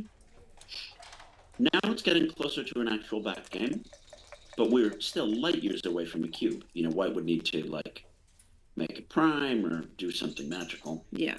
Blue's timing is not great, you know, because blue is very disconnected here, Pete. Yeah. What are you doing with this 5-4? I'm not worrying about it. I'm playing 13 to 9. Yeah. And then I'm coming out with the 5. Yeah. So that's the 9. I like this. This is the right one. Yeah. This is the right thing. Yep. I mean, double 2 is like just very awkward for Gaz to play here. 2-1. So I am hitting. I am coming in on the 23, and I'm hitting 6 to 5. I agree. Because you really, really want the 6 to 5, and getting hit can just help your time. There's obviously 4 fanning numbers, but then there's also numbers that just don't attack back. Ooh, wow, that makes the 20. That's a nice one. Yeah, but again, nothing's decisive. There are no jokers or anti-jokers at this stage. He can't come in. Yeah, this is the only play. That is the late night kicking in. Or maybe he's being silly. White is considering the cube because of not his own numbers, but what if blue were to bust with something like double 4? You know what I mean? Mm. So there is market loss here, Pete. Would you double this? I am personally doubling against a very good player, but I'm not doubling against the not great player. Yeah, and Gaz snatched it up. So here, no, I wouldn't come out with that 5. No. I would have played 15 to 10 to give the bad 5s. Oh, no, it's not super great though. And do you play 6 to 3 or do you just kill 7 to 4? So you can't come up and create 7 on the 5 point. I don't want to break that 4 prime though. I don't know. But what are you gonna do? What are you gonna play? 23 to 20 and have 7 there? The cube was a no double. Yeah, I mean I wouldn't have doubled that. Yeah. I feel like every other 3 is just so destructive to your own board. I think at least if you come up, you can flood the outfield at least with this play. Yeah, but if it doesn't work, it really doesn't work. Of course, but so what are you doing other than that? Like, 7-4. well, I don't like 7-4 at all. Very difficult. You just have to pray that you get out next round. You can do 6-3, but that's also no, that's wrong. It can't be this way. Oh, so he's reversing it all the way back. So that was the 2. So those 2 are forced, essentially. XG Mobile is saying you play 6-3 after making 5 points. Really? That's a very XG play because XG is slotting with future aces. And how wrong is coming up from the 23? That's very wrong. It's very wrong. Yeah. But it's something that I wouldn't consider. No, I'm just curious. I don't like it either. The reason why XG does that play is it's slotting with future 1s. Yeah. Because it doesn't care about getting hit. Mm. This is certainly the Grandmaster play. This is the Mochi. Come on, Gaz, find it. Mochi-san. There he goes. The Mochi-san play.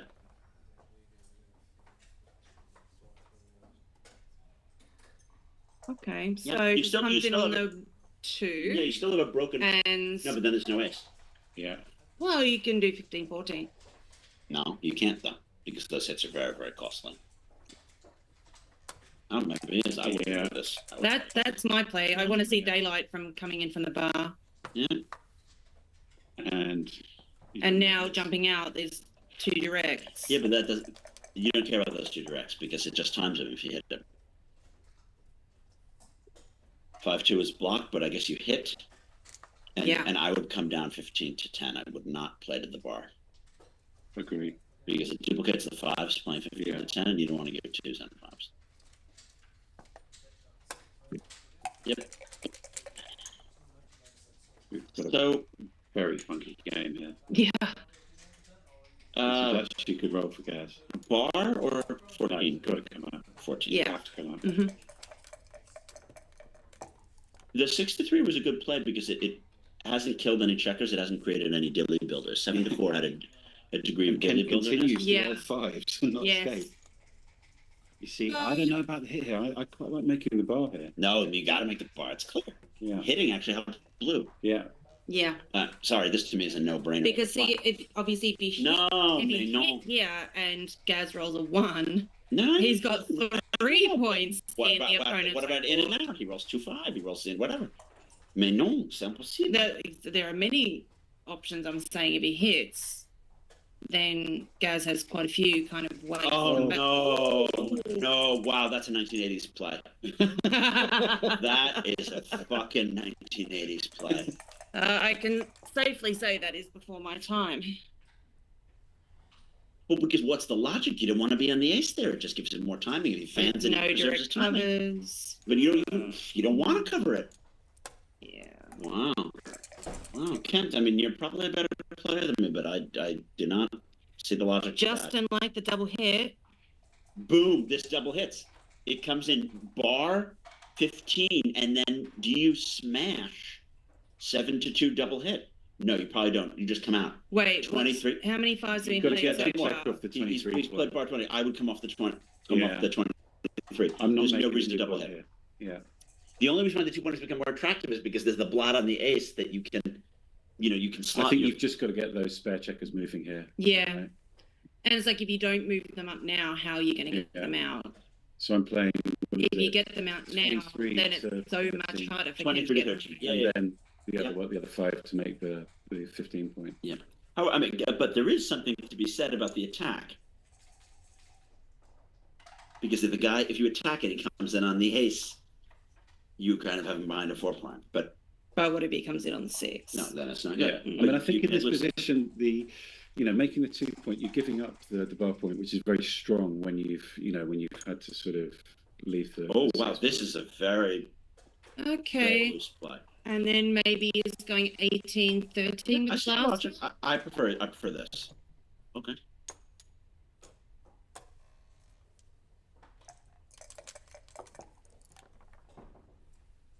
So, apologies to anyone who speaks French on the stream.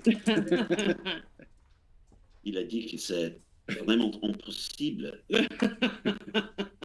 Someone's been on holiday in Paris recently.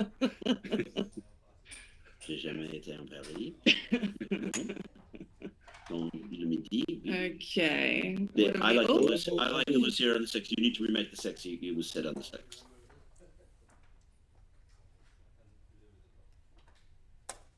I prefer to lose set on the 6. I don't mind this. It makes double six really awkward. It also, I mean, it primes him to some extent. But 5-2 would also prime him. He would have been forced. He would have been forced in on the 23 and have a bet 5. But you just got to run. What a game! This has turned into an incredibly complicated game. Wow. That's beautiful. It makes it. It hits. And Blue could be the favorite soon. Okay. When do you get? So the question is, yeah. This is not a recube yet because you. I think you need to get one checker off the 23 point. Or if you roll 6-5 and you make the bar, or double 5. Oh wow! He goes early. He's flinging it. I want to point out here though that the recube take point is between 25 and 28%, depending on the gammons. It's 25% if there are no gammons, so it's a very high recube take point. And if you think that you have some G's, and you have to keep in mind that this is a partially dead cube because the recube to 8 is not. Gaz found the cube perfectly. Yeah, well done. Well, I would say it's not a functional cube. I would have waited and rolled. Awesome work, Gaz. I mean, you have to take it. Yeah. This is the game of the match now. 2-1 is not great. No. Just spread them. Just spread them. So what, like 12 to 9? No, 12-10, 12-11. Yeah. Yep, that's the play. Mm-hmm. It gives the most covers for both the 8 and the bar. Yeah. Okay. Yeah. Because if you make the prime, you're good. I think that it wasn't a good cube functionally because it makes it too easy. Whereas if you wait to roll, it could be too more challenging. Okay, 6-4. We'll make the bar. Now, blue would have a great cube that connects. 6-4, you got to run. Yeah. Now this is the cube. This would be a great cube here. Can hit an 8 an or 8. 11. Well, 8's a. Oh, I was about to say that 8's a duplicated, but not quite with this set of. Oh God, he can lose now.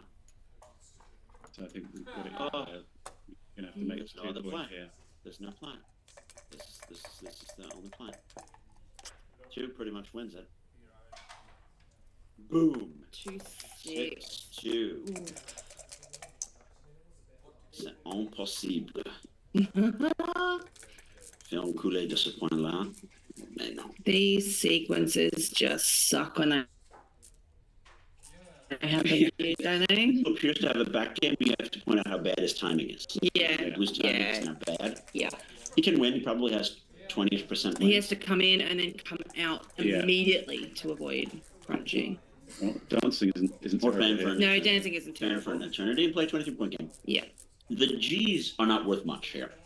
So it's like a DMP style situation. You don't kind of care if you fan. You play a 23-point game with 20-ish% wins. The 5-point is not really giving you much contact. I think that's important to point out.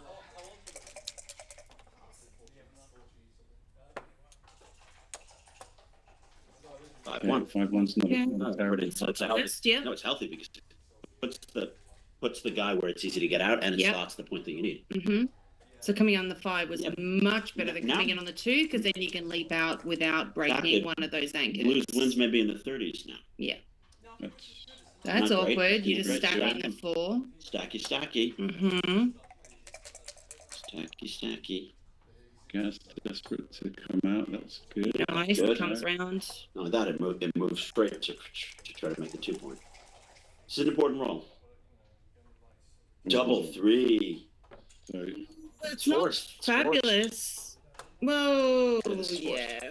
Well, kind of forced by logic. No, but it's forced by logic. You can't go over. Okay, making the 2. Ready. The welcoming committee has arrived. Most important roll of the match so far. Because you could leave a double shot here.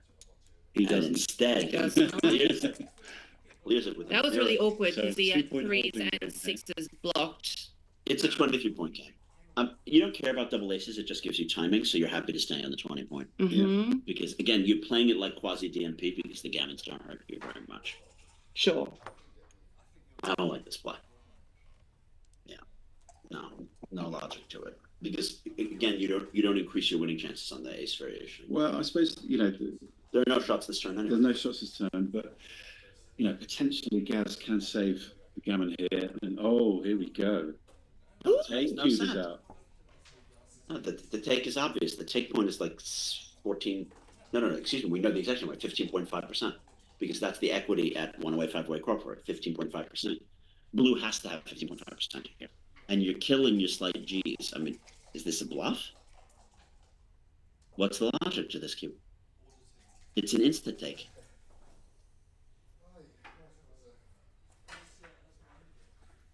Really? He's pondering. 15.5%. Okay. Well, Mobile has it 18 minute point take. It's a take. He passed. It's going to be a take if you roll that out. Because you have between 14 and 16% winning break, I think. Wow. Maybe they have a read on each other psychologically. Would it even occur to you to cube that? When you, by the way, have no bad numbers. Yeah. You can lose your market if you roll an awkward one, like, I don't know, 5-4. And this is where I don't know my Mets tables and my code. That's easy. Percentages of those certain things, I would have dropped that. But you know your 1-away Crawford scores, right?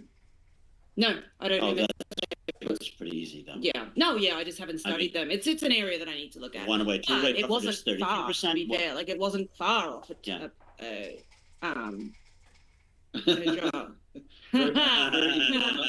We've received an incredibly important update from one of the organisers, which is that the bar closes in 15 minutes. So immediately Jason is out of his chair. I'm good, thank you. I've got my white nectar already. Yeah, I'm not surprised that he took a break after that one. That was an intense game. How long was that game? Swings. That was a long game. And we're a 6-10 Crawford. Yeah. Really tough. Great cube action. I think after, obviously, the initial cube from Kent was a mistake. But I can remember the initial cube. Was spot on. It was spot on, wasn't it? And Kent's cube set 8 was also very good. Because we thought that it was slightly early. I could see it, but we all thought it was slightly early. But he was bang on. What was it, like 0.01, 0.02 or something in the window? Yeah. And just unlucky, I guess, in the way that panned out. So hopefully they won't be breaking for too long. Wonder how many viewers we've got. Can I see this on the on my phone? I don't think it will show me how many viewers we've got.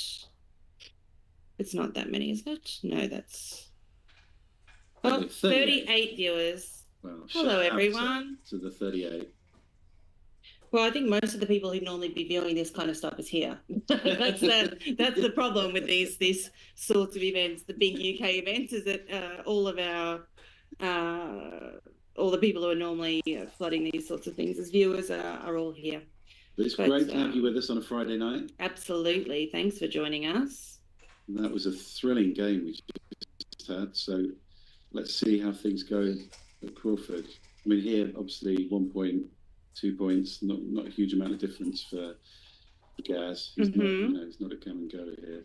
And let me have a look and see if I can see what's going on with the rest of the bracket.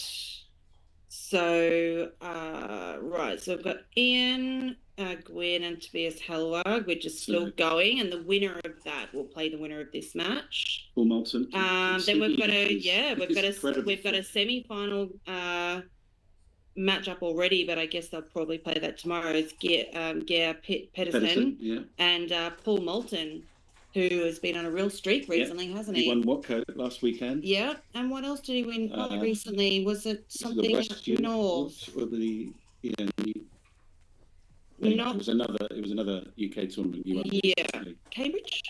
That's right. No, was it Cambridge? It was something. Right. Sorry, Paul. I know you won something, but I don't know what it was. But I do also know that you won what coach as well. Okay, and the players are back. We don't need a gammon here, so Gaz is splitting with 5-2. Mm-hmm. Ken's just going to make the bar here. Yep, straightforward. 5-4, interesting. Just, yeah, that's definitely the 4. Yeah, you just keep going. Yes, we do. Seems fair. 3 is going to hit. Yep. So, and 4-6 returns. Nice. Okay. That is a lovely roll. Definitely go to the 23 and then make the 5. Yeah. They're playing speed gammon as these rolls are not very difficult. It's all quite clear cut at the moment. Yeah, step up. Oh, a dance. Okay. That's not what Gaz wanted. No, and can potentially make 5 prime here. Not with that roll though. But I think you just go to the midpoint. Yeah, an interesting decision here because we can make the 4 point as well, which obviously breaks the prime, but you know, we build the rack. I don't know. I quite like the prime the way it is. Yeah, he's going to make the 4 point. Yeah, he's going to do it. Okay, fair enough. Yeah. Double 2, not a bad return.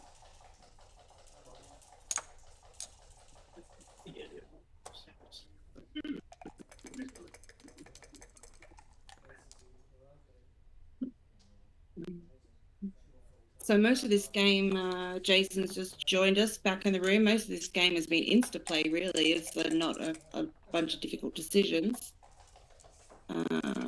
It's nice to be white here. Mm-hmm. Like in real life. Is this going to hit? Okay, 8-2 hit, right? I mean, it's DMP, but you just don't want him to anchor there. Yeah. You're outboarding him. Nothing else you're going to do is really that constructive. I mean, making... I could see this because you're not trying to make a gammon. You've got a gammon, but the problem is that the 2s are too costly. This isn't my play. Boom! And you're going to put 2 up? Punished. The reason you put 2 up Switch to the 3? Of course, is you go after the other block. Yep. Punished. And then if he dances and he 6s, send the 3rd one back. Okay, I just wants to make He's got it. Ooh, 3-2 is not a good number because it doesn't make the bar and it doesn't hit. It's not. Do you lift? Because return hits are very, very costly. I think so. So 13-10, 7-5. Yeah, this is my plan. Or 11-8. No, why? That's too tight. 11-8 is very, very tight. Okay. This is DMP. Do you know what I mean? G's don't really matter. No, that's too loose. So it's like a sweet spot between too tight and too loose. Yeah. I think we've determined that is the 2 that he's lifting. I mean, this could be that not my play, but it could be right. I think because you want to keep the spare in the mid, that's useful for future. It's going to hit. It's going to hit loose. Yep, and now you're happy that you don't have the blocks in the outfield, but again. I think I'm bringing 2 down here. Yeah, it's...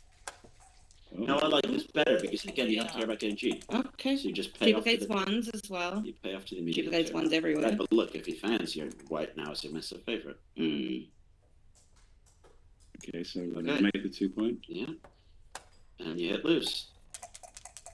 Gaz needs to rustle up another one of those double ones from the bar. Even a single one. He doesn't. Wrong double. That boy has to get moving.